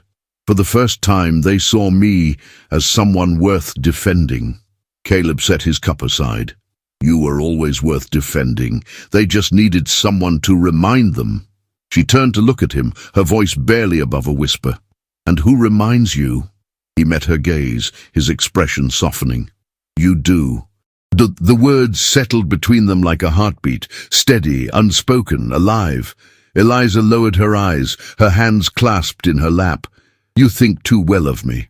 I think just enough, he said. The fire crackled softly. Shadows played across the room, catching the faint curve of her smile and the light in his eyes. For a long moment neither spoke. It was a silence full of warmth, of gratitude, of the fragile beginnings of trust. At last, she rose, the hem of her dress brushing lightly against the floorboards. Good night, Caleb, she said softly. He stood as she moved toward the stairs. Good night, Eliza. She paused, glancing back at him over her shoulder. The firelight glowed behind him, painting his face in amber and gold. In his eyes, she saw something she had not seen before, not just kindness, but a longing restrained by honor. And as she climbed the stairs, her heart thudded with a certainty that terrified and comforted her in equal measure. She was no longer just the woman he had rescued. She was the woman he had chosen to stand beside, and the thought filled her with both wonder and fear. That night, the wind outside was gentle, almost tender. In her room, Eliza lay awake, hearing the faint sound of the fire below, imagining him still there, watching the flames fade. And though no words passed between them, both carried the same thought into the quiet hours. Something had changed, not in defiance, not in duty, but in the quiet, dangerous tenderness of two hearts learning to beat in time. The days that followed the hearing passed in uneasy calm. The sky above the prairie had turned heavy with the promise of rain, a restless wind sweeping across the plains as if the earth itself held its breath. Inside the house, Life moved quietly. The rhythm of chores, the whisper of fabric beneath Eliza's needle, and the distant creak of the barn door filled the silence that hung between her and Caleb. Yet beneath that stillness, something was changing, slowly, inevitably, like thawing ice revealing the current beneath. That morning, Eliza stood at the kitchen table, kneading bread with steady hands, though her thoughts were far from her task. The warmth from the oven brushed her cheeks, and strands of her hair had escaped her braid, softening her expression. She heard Caleb outside, his voice low as he gave instructions to Ezra Malloy. The sound of his voice, steady and calm, was enough to steady her pulse. When the door opened, a gust of cold wind swept in, carrying with it the faint scent of rain and leather. Caleb stepped inside, dusting snow from his coat. His presence filled the room instantly, as it always did. "The sky's darkening early," he said, removing his gloves. "There'll be a storm before nightfall." Eliza glanced toward the window. The clouds were rolling in, low and thick, the kind that swallowed the sun whole. "Then we'll stay close to the fire," she said softly. Caleb gave a faint smile, but it didn't reach his eyes. "I need to ride into town before it breaks. The sheriff sent word this morning. Pruitt still pressing his accusations." Eliza froze. "He won't stop, will he?" "No," Caleb said quietly. "Men like him never do. They tire of mercy before they tire of cruelty." "Then let him rot in his lies," she said, the tremor in her voice belying her calm. "You've already proven the truth." Caleb's gaze softened as he looked at her. "Truth doesn't always win, Eliza. Sometimes it just survives." The quiet conviction in his tone unsettled her. "Then I'll go with you," she said suddenly. He shook his head. "Not this time. The roads are turning to ice and I'll ride faster alone." She frowned, setting the dough aside. "You shouldn't have to face him alone." "I've faced worse," he said gently. "I know," she replied, her eyes meeting his. "But not since me." The silence that followed was deep and charged. Caleb took a slow breath, as though her words had struck something unguarded within him. "You've got a way of saying things that stays long after they're spoken," he murmured. Eliza's voice softened. "Then take something else to stay with you. A promise." His brow furrowed. "A promise? That you'll come back before dark?" Caleb held her gaze for a long moment before nodding. "Before dark," he said quietly. "You have my word." She reached for his scarf on the peg and handed it to him. Their hands brushed. The contact was brief, accidental, but it burned like sunlight through frost. He left soon after, his horse's hooves fading into the wind. Eliza stood at the doorway, watching until the storm swallowed him whole. The snow began to fall harder, the flakes thick and slow, drifting in lazy spirals that blurred the horizon. She shut the door and turned to the hearth, trying to drown her thoughts in the simple rhythm of her work. But as the afternoon waned, unease crept over her like a shadow. The wind had grown fierce, rattling the shutters. Hours passed, and still there was no sign of Caleb. Each creak of the floor, each moan of the wind made her heart leap and falter again. By dusk, she could bear it no longer. She lit a lantern and wrapped herself in her cloak. Ezra intercepted her near the barn. "Miss Morland, it's no use," he said, voice firm but kind. "No man should be riding in this weather." "I'm not staying while he's out there," she replied, her voice trembling but resolute. Ezra hesitated, then nodded toward the ridge. "He'll take the south road back. Stay close to the fence line, if you must go." "Thank you." She mounted the mare with practiced ease, gripping the lantern tightly as she rode into the storm. The cold bit at her cheeks, the wind tearing at her hair. The snow stung her eyes, but she pressed forward, calling his name into the night. "Caleb!" Her voice was swallowed by the wind. Then, through the swirling white, she saw a shadow, a dark shape slumped beside a fallen horse. Her heart seized. She spurred forward, dismounting before the mare had even stopped. He was there, half buried in snow, his coat torn, one arm limp against his side. His eyes fluttered open as she knelt beside him. "Eliza," he rasped, his voice raw. "You shouldn't have come." Tears blurred her vision. "And leave you here? Never." She struggled to lift him, her hands trembling. "Can you stand?" "With help," he murmured. It took every ounce of her strength to get him onto her horse, his weight heavy against her. The wind howled around them as she led the mare back toward the house, half dragging her feet through the drifts. She spoke to him the whole way, half in prayer, half in defiance. "Stay with me, Caleb. Don't you dare close your eyes." When at last the ranch lights came into view, her arms were shaking with exhaustion. Ezra and one of the ranch hands rushed forward, helping her bring him inside. They laid him by the fire, the warmth flickering over his pale face. Eliza knelt beside him, her hands cold against his skin. "You're safe," she whispered. His eyes opened, dazed but steady. "I told you to stay." She gave a faint, tearful laugh. "And since when do I listen?" His lips curved into a weak smile. "You're a stubborn woman." "And you're alive," she said, pressing her hand against his cheek. "That's all that matters." Ezra left quietly, giving them space. The wind still howled outside, but inside, time seemed to still. Eliza fetched warm water and bandages, cleaning the gash on his arm with trembling care. Caleb watched her in silence, his gaze soft, full of unspoken words.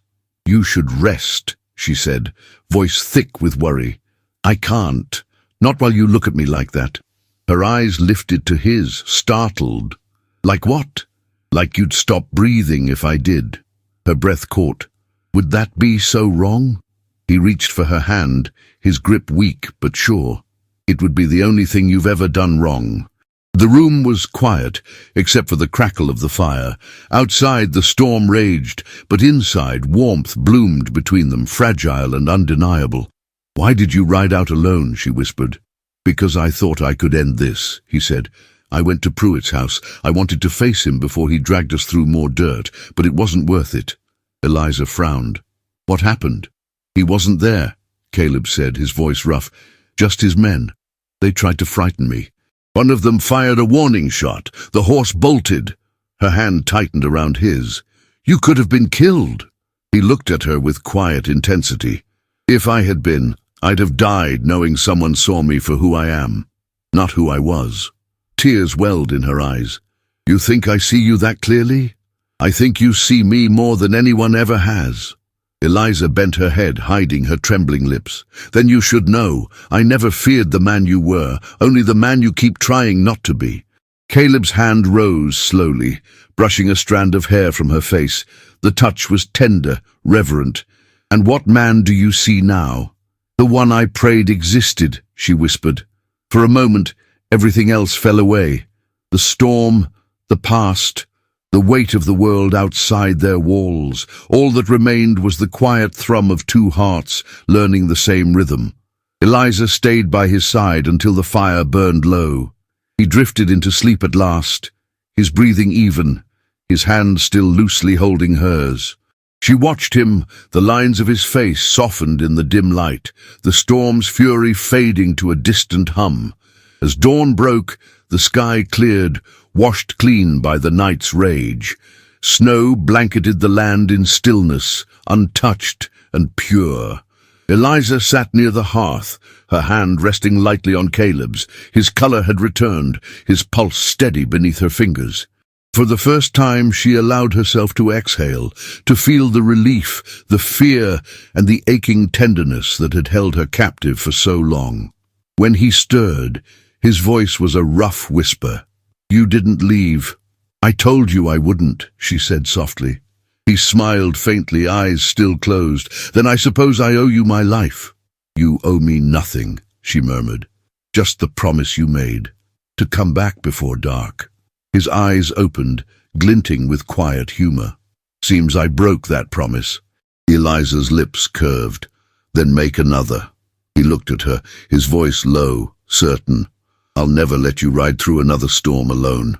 Outside, the wind had stilled, leaving only the vast hush of the prairie after the tempest.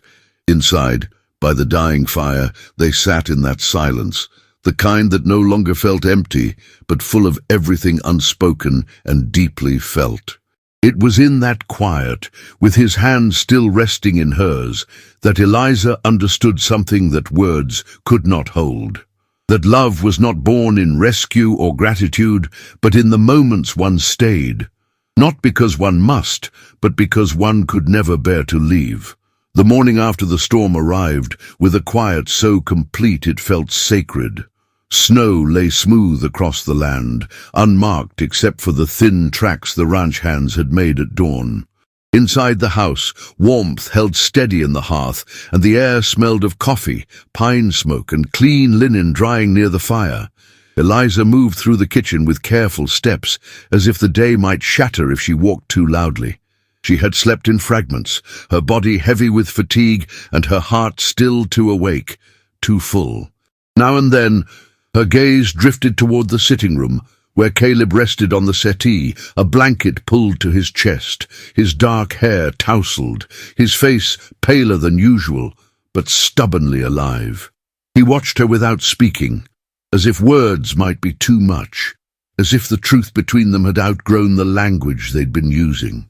"You're staring," Eliza said softly, trying to sound like herself. Caleb's mouth curved, faint but real. "I'm making sure you're still here." Eliza's throat tightened. She carried a cup of broth to him and lowered herself onto the chair beside the settee. The simple closeness made her pulse thrum in places she didn't understand. She lifted the spoon, and he accepted it without protest. "You don't like being tended," she murmured. "I don't like feeling helpless," he corrected, his voice rough. "You're not helpless," she said. "You're healing." Caleb's gaze rose to hers. "Because you refuse to let the world take me." Eliza looked down at her hands, steadying her breath. "Don't make it sound grand," she whispered. I couldn't bear it." His fingers moved beneath the blanket, reaching until they found her wrist. The touch was light, careful, as though he feared his own strength, but it anchored her all the same. "That's what love is," he said quietly. "Not grand, not loud, just unbearable." Eliza's lashes fluttered as if his words were wind against a flame. She had dreamed of love once. She had pictured it in novels and Sunday hymns, always clean and polished, always safe. What she felt now was something far more honest, a tenderness that made her brave and frightened at the same time. Before she could answer, the door opened and Ezra Malloy stepped in, hat in his hands, his boots leaving wet prints on the floor. He paused as if unsure whether he was interrupting a private moment. "Sorry," he said, voice low. "I wouldn't come in if it weren't important." Caleb tried to sit up. Eliza pressed a hand lightly to his shoulder. "Stay," she whispered. Ezra glanced between them.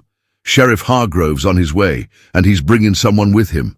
Eliza's stomach tightened. "Who?" Ezra's jaw worked. "Mason." The name landed like a stone in still water. Eliza remembered him, the narrow grin, the careless remark, the way Caleb's voice had cut through the barn like steel. The man who had learned respect only when threatened with consequences. Caleb's eyes narrowed. "Why is he with the sheriff?" Ezra hesitated. "Because he wants to talk, because he's scared, and because he finally realized what kind of man he sold himself to." A knock sounded, firm, official. Ezra opened the door, and Sheriff Hargrove stepped in with cold air clinging to his coat.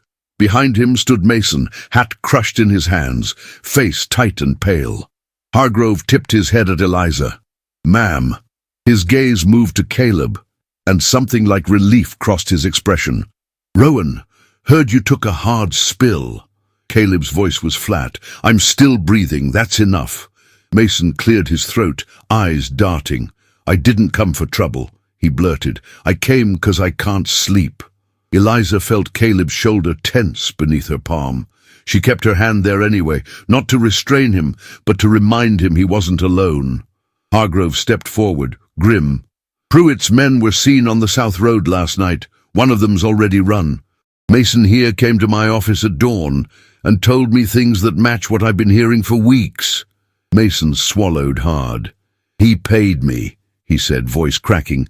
paid me to talk, paid me to spread it in the saloon, in the store, anywhere folks listen. Said if I made it sound like she was still bound to him, people would start believing it. And once they believe it, it don't matter what's true. Eliza's chest tightened not with surprise, but with the sick knowledge of how easily a town could be turned into a weapon. Caleb's eyes were a cold, controlled grey. And the men who fired at me? Mason flinched. They work for him. They were told to scare you, not kill you, just remind you who runs Dodge City when money speaks. Hargrove's jaw clenched. That's enough, he said, cutting off Mason's rambling.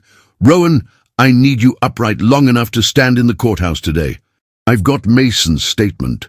I've got 2 witnesses who saw Pruitt's hired men ride out, and I've got something else. He reached into his coat and produced a folded sheet of paper, edges creased, ink still crisp.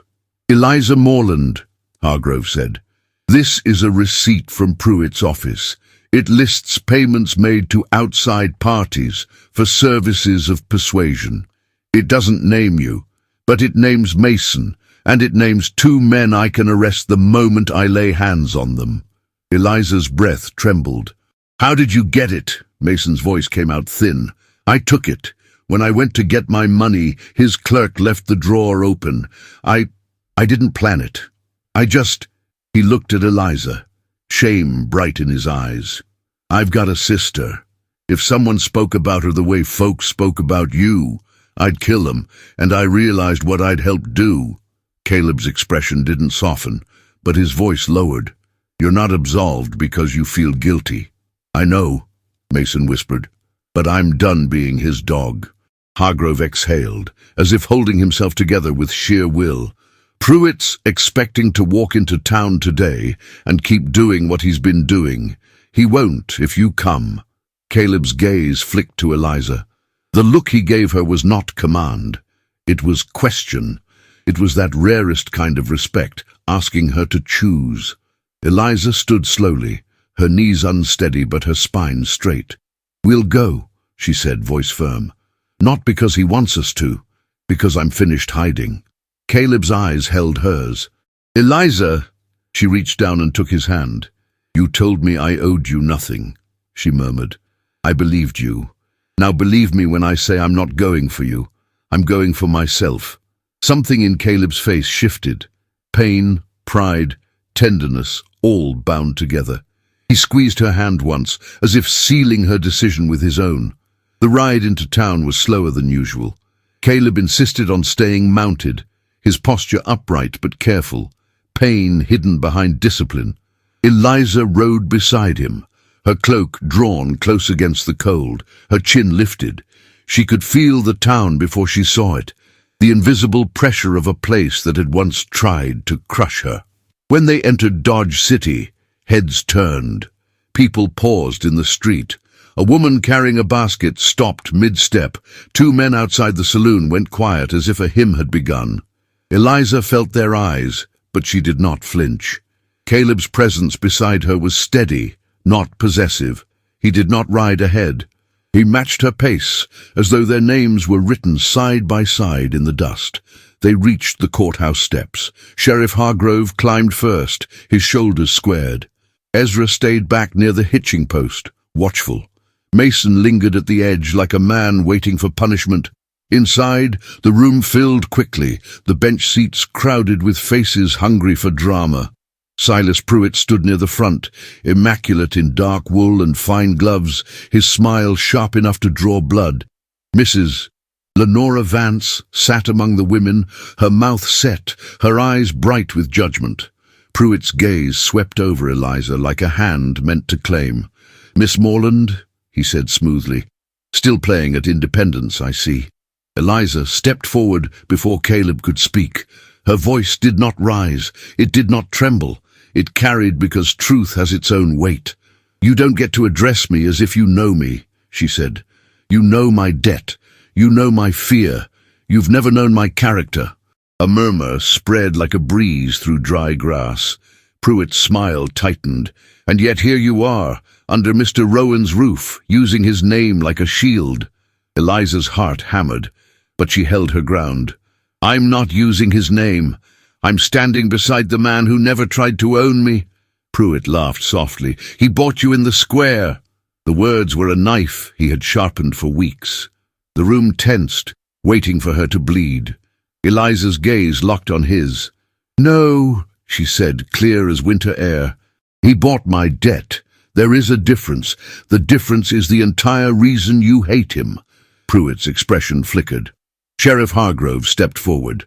"Silas Pruitt," he said, "you've been filing claims with no proof, bribing men to spread falsehoods, and employing hired hands to intimidate a citizen.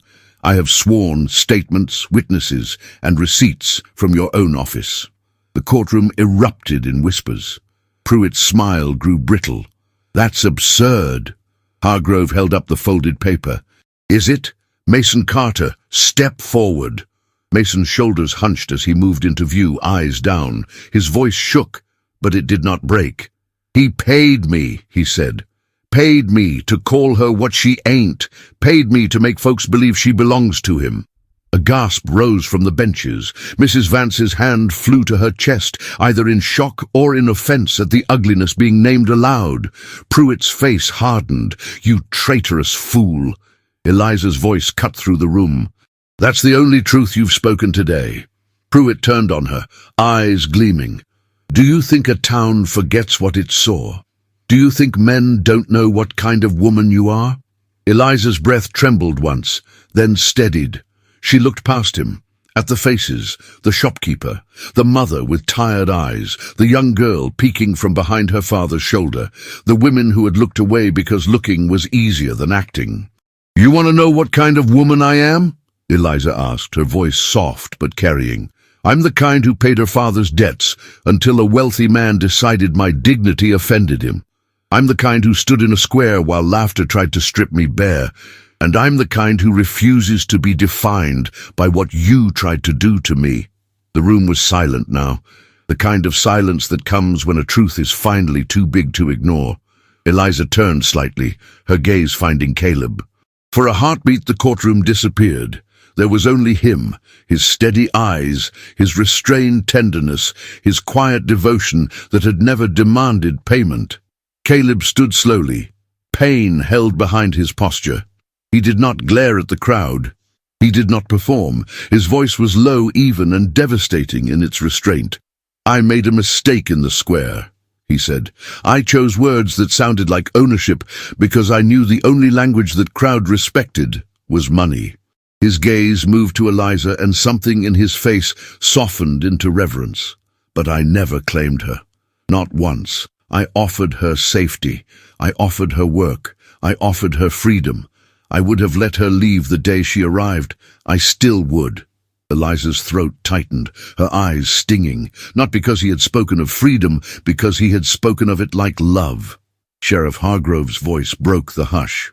"Pruitt, you're under arrest for bribery and intimidation, and if the men who threatened Rowan are found, there will be charges to match."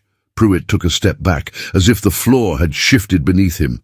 "You can't do this," he hissed. This town is tired," Hargrove said, "and so am I." Pruitt's gaze shot to Mrs. Vance, searching for an ally. She stared back, lips pressed thin, her certainty faltering under the weight of what had been revealed. As deputies moved in, Pruitt's eyes returned to Eliza, burning with hatred. "You think you've won?" he spat. "But you'll always be the woman in the square." Eliza's voice was quiet, and that quietness was her power. "No," she said. "I'll always be the woman who walked out of it." They escorted him out. The doors closed behind him, and with them something seemed to leave the town, an ugly, poisonous satisfaction. Eliza stood still, chest rising and falling. The room remained hushed, not with hunger now, but with something close to shame. Caleb's hand found hers. The touch was warm through leather and cold through fear. It steadied her again. Outside, the sun had broken through the clouds, striking the snow so brightly it almost hurt to look at it. People spilled out of the courthouse, voices low. A few glanced at Eliza with something new in their eyes, respect, regret, uncertainty, but she did not wait for their approval. She had lived too long beneath it. Caleb led her toward the horses. Halfway down the steps, Eliza stopped. Her breath came short, not from cold, but from emotion pressing too hard against her ribs. "Caleb," she whispered. He turned. Eliza's gloved fingers lifted to his coat, gripping the fabric near his chest, as if she needed proof he was real. She looked up at him, eyes bright. "I need you to understand something," she said softly. "Not as a debt, not as gratitude, as truth." His gaze held hers, steady and tender. "Tell me." "I chose you," she whispered. "Not because you saved me. Because you saw me. Because you never asked me to be smaller so you could feel bigger. Because you offered me my life back and didn't demand my heart as payment." Caleb's breath caught. His hand rose slowly, hesitating near her cheek, as if he feared to take what wasn't freely given. Eliza leaned into the touch. That was all the permission he needed. His fingers brushed her cheek, careful, reverent, and his eyes closed for a moment, like a man finally letting himself believe in grace. "Eliza," he murmured, voice rough, "if I kiss you, it won't be because I've earned it." She swallowed, her heart trembling. "Then let it be because I'm giving it." Caleb's gaze dropped to her mouth, then lifted again to her eyes, as though he refused to take even a second of her without meeting her fully. When he leaned in, it was slow, deliberate, a question asked in breath and closeness. Eliza answered by rising onto her toes. Their lips met in a kiss that carried no haste, no hunger meant to consume, only tenderness, deep and shaking, like a vow spoken without words. The cold air disappeared. The noise of the street faded. All she could feel was the careful pressure of him, the warmth of his hand against her cheek, the quiet tremble in his breath, as if he had waited his whole life to be allowed this kind of love. When they parted, their foreheads rested together for a heartbeat. Caleb's voice was barely more than air. "You're sure?" Eliza's smile was small, luminous. "I've never been more sure of anything." They returned to the ranch near sunset, the sky painted in soft gold and pale violet. The land looked different, not because the snow had changed, but because Eliza had. She stepped off her horse with steady feet and a steady heart. In the following weeks, the town's whispers shifted. Some remained cruel out of habit, but others quieted as truth did its slow work. Sheriff Hargrove held firm. Mrs. Vance avoided Eliza at first, then one day offered a stiff nod that was not kindness, but was not cruelty either. It was something like surrender. Eliza began to plan her own future with the same determination she had once reserved for survival. A small storefront became available near the edge of town. 2 rooms and a window that caught afternoon light. The day she walked through it, dust motes swirling in sunbeams, she felt something in her chest loosen, like a knot finally undone. Caleb stood behind her, hands clasped, watching her take in every corner. "This could be yours," he said quietly. "It will be mine," Eliza corrected softly. Then her gaze slid to him, bright with emotion. "If you want to be part of it, you'll be beside me, not above me." Caleb's eyes softened into something so tender it ached. "Beside you," he promised. The sign went up a week later, painted in clean letters that made Eliza's throat tighten when she saw them. Morland, dressmaking and mending. Caleb had offered to put his name there, to shield her from the last stubborn remnants of gossip. Eliza had refused with gentle fierceness. "My name survived their laughter," she had said. "It deserves to be seen." On the first evening the shop was ready, Caleb waited for her on the boardwalk outside. The sky was streaked with sunset, the air crisp. Eliza stepped out, her cloak drawn close, her cheeks flushed from work and emotion. Caleb looked at her as though she were the only light left in the world. "I have something for you," he said, voice low. Eliza's heart skipped. "What is it?" Caleb's hand disappeared into his coat pocket.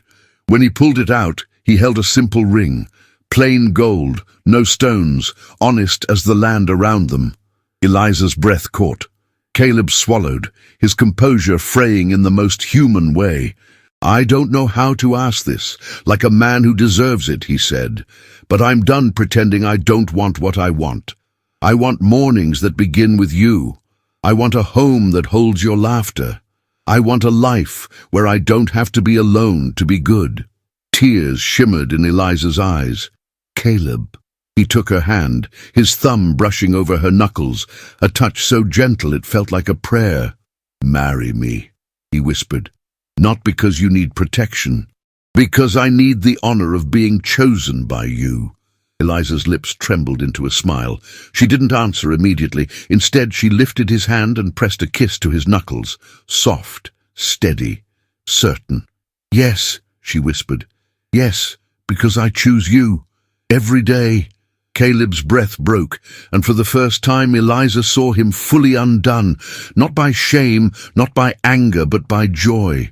When he kissed her then, it was not a question. It was a promise, quiet, reverent, and unbreakable. And in the crisp winter air, beneath a sky painted with fading gold, Eliza Morland stood outside a shop bearing her own name, and held the hand of a man who had never tried to buy her soul. The town could keep its old stories if it wished. She had written a new one. The prairie looked softer now. Time had tamed its wildness, smoothing the edges of the land that had once seemed endless.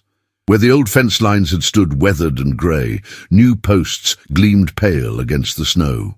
The wind still whispered across the plains, but it no longer sounded lonely.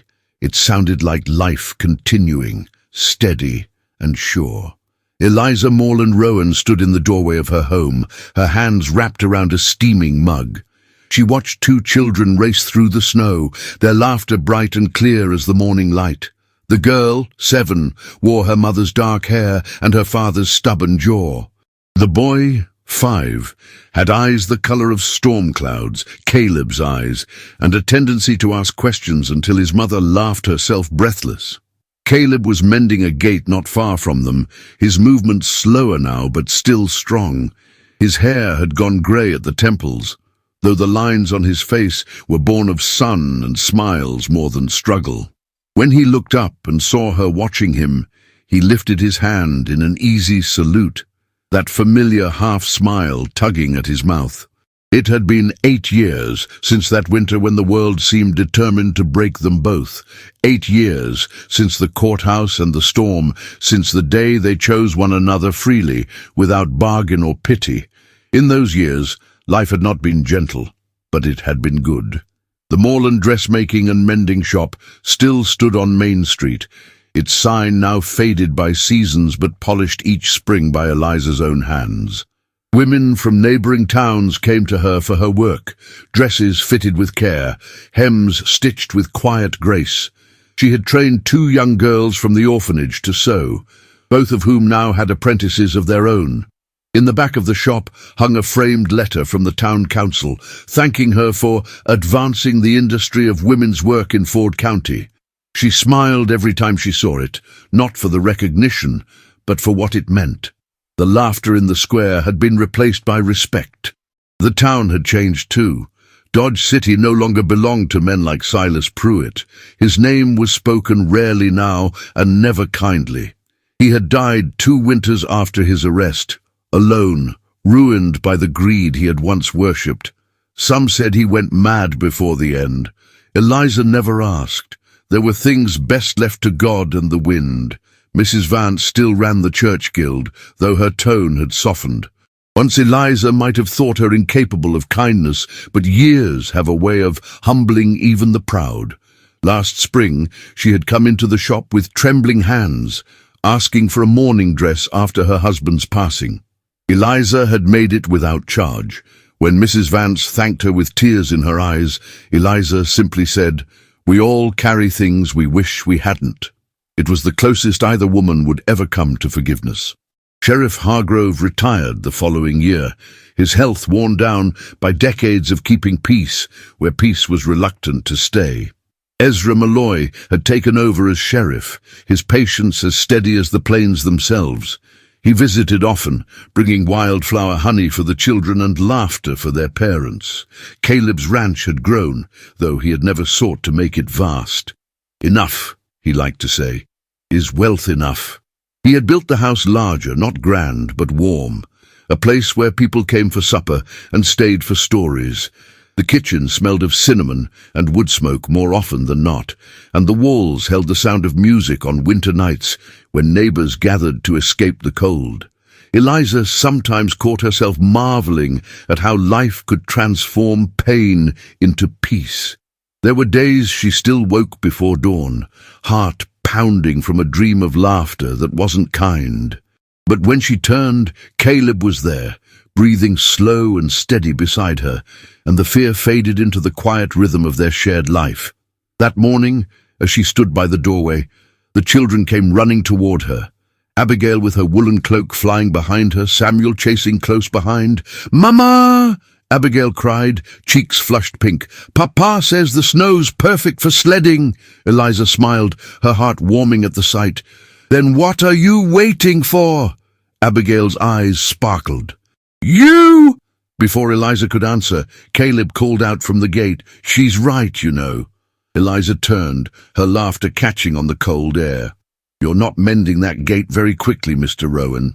"I've had better offers," he said, nodding toward the hill. The children were already tugging at her hands, and she let them lead her toward the small slope beyond the barn.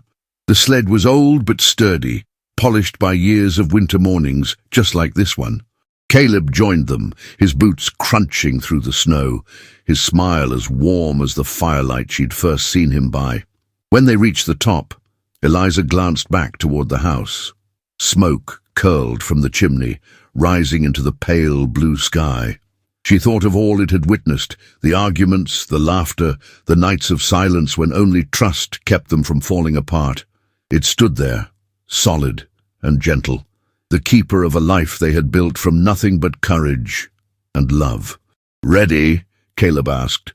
She looked at him, the children between them, their laughter rising with the wind. "Always." The sled lunged forward, snow flying beneath them. Abigail screamed with delight. Samuel's small hands clutched his mother's arm, and Eliza laughed until tears stung her eyes. Caleb's arm was braced behind her, steady and strong, and for a moment she could feel the exact heartbeat of the life they had made together, wild, unsteady, and utterly alive. When the sled slowed at the bottom of the hill, they collapsed into the snow, breathless and smiling. Caleb brushed a snowflake from her hair, his eyes filled with the same quiet wonder that had never faded with time. "You still take my breath away," he said. Eliza laughed softly. "After 8 years, especially after 8 years." She reached for his hand, their fingers lacing easily, naturally. Above them, the clouds drifted apart, and the sunlight spilled across the frozen ground in 1,000 diamonds.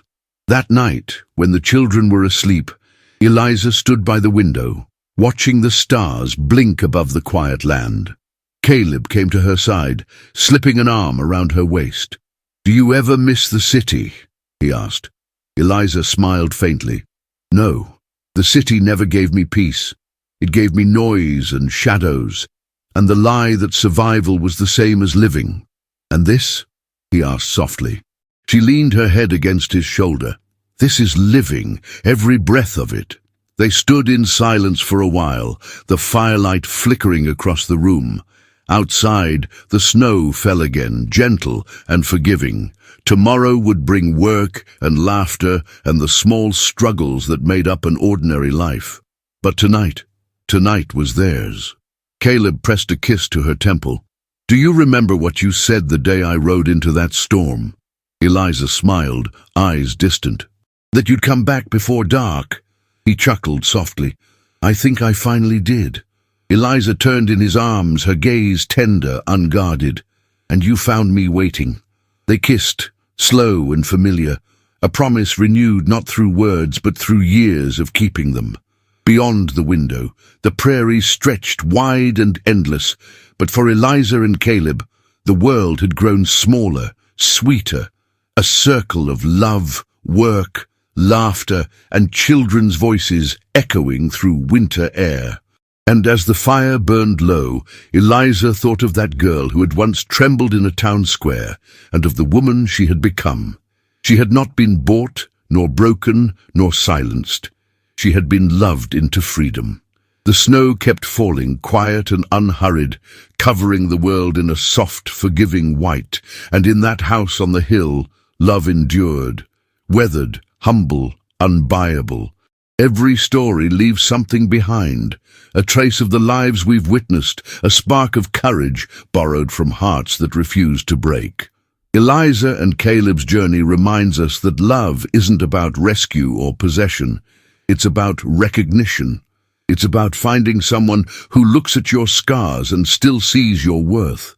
Through storms, whispers, and years, they proved that love built on freedom can survive anything, even time itself. If this story moved you, if it made you believe that dignity and tenderness can walk hand in hand, tell us in the comments what part touched your heart the most. And if you truly made it to this final moment with Eliza and Caleb, write the word unbuyable below. It's more than a word, it's a promise that real love and real self-worth can never be owned. Your comments help this story reach more hearts that need it. If you wish to support the creators who bring these emotional journeys to life, you can leave a super thanks on YouTube with any amount you feel comfortable giving.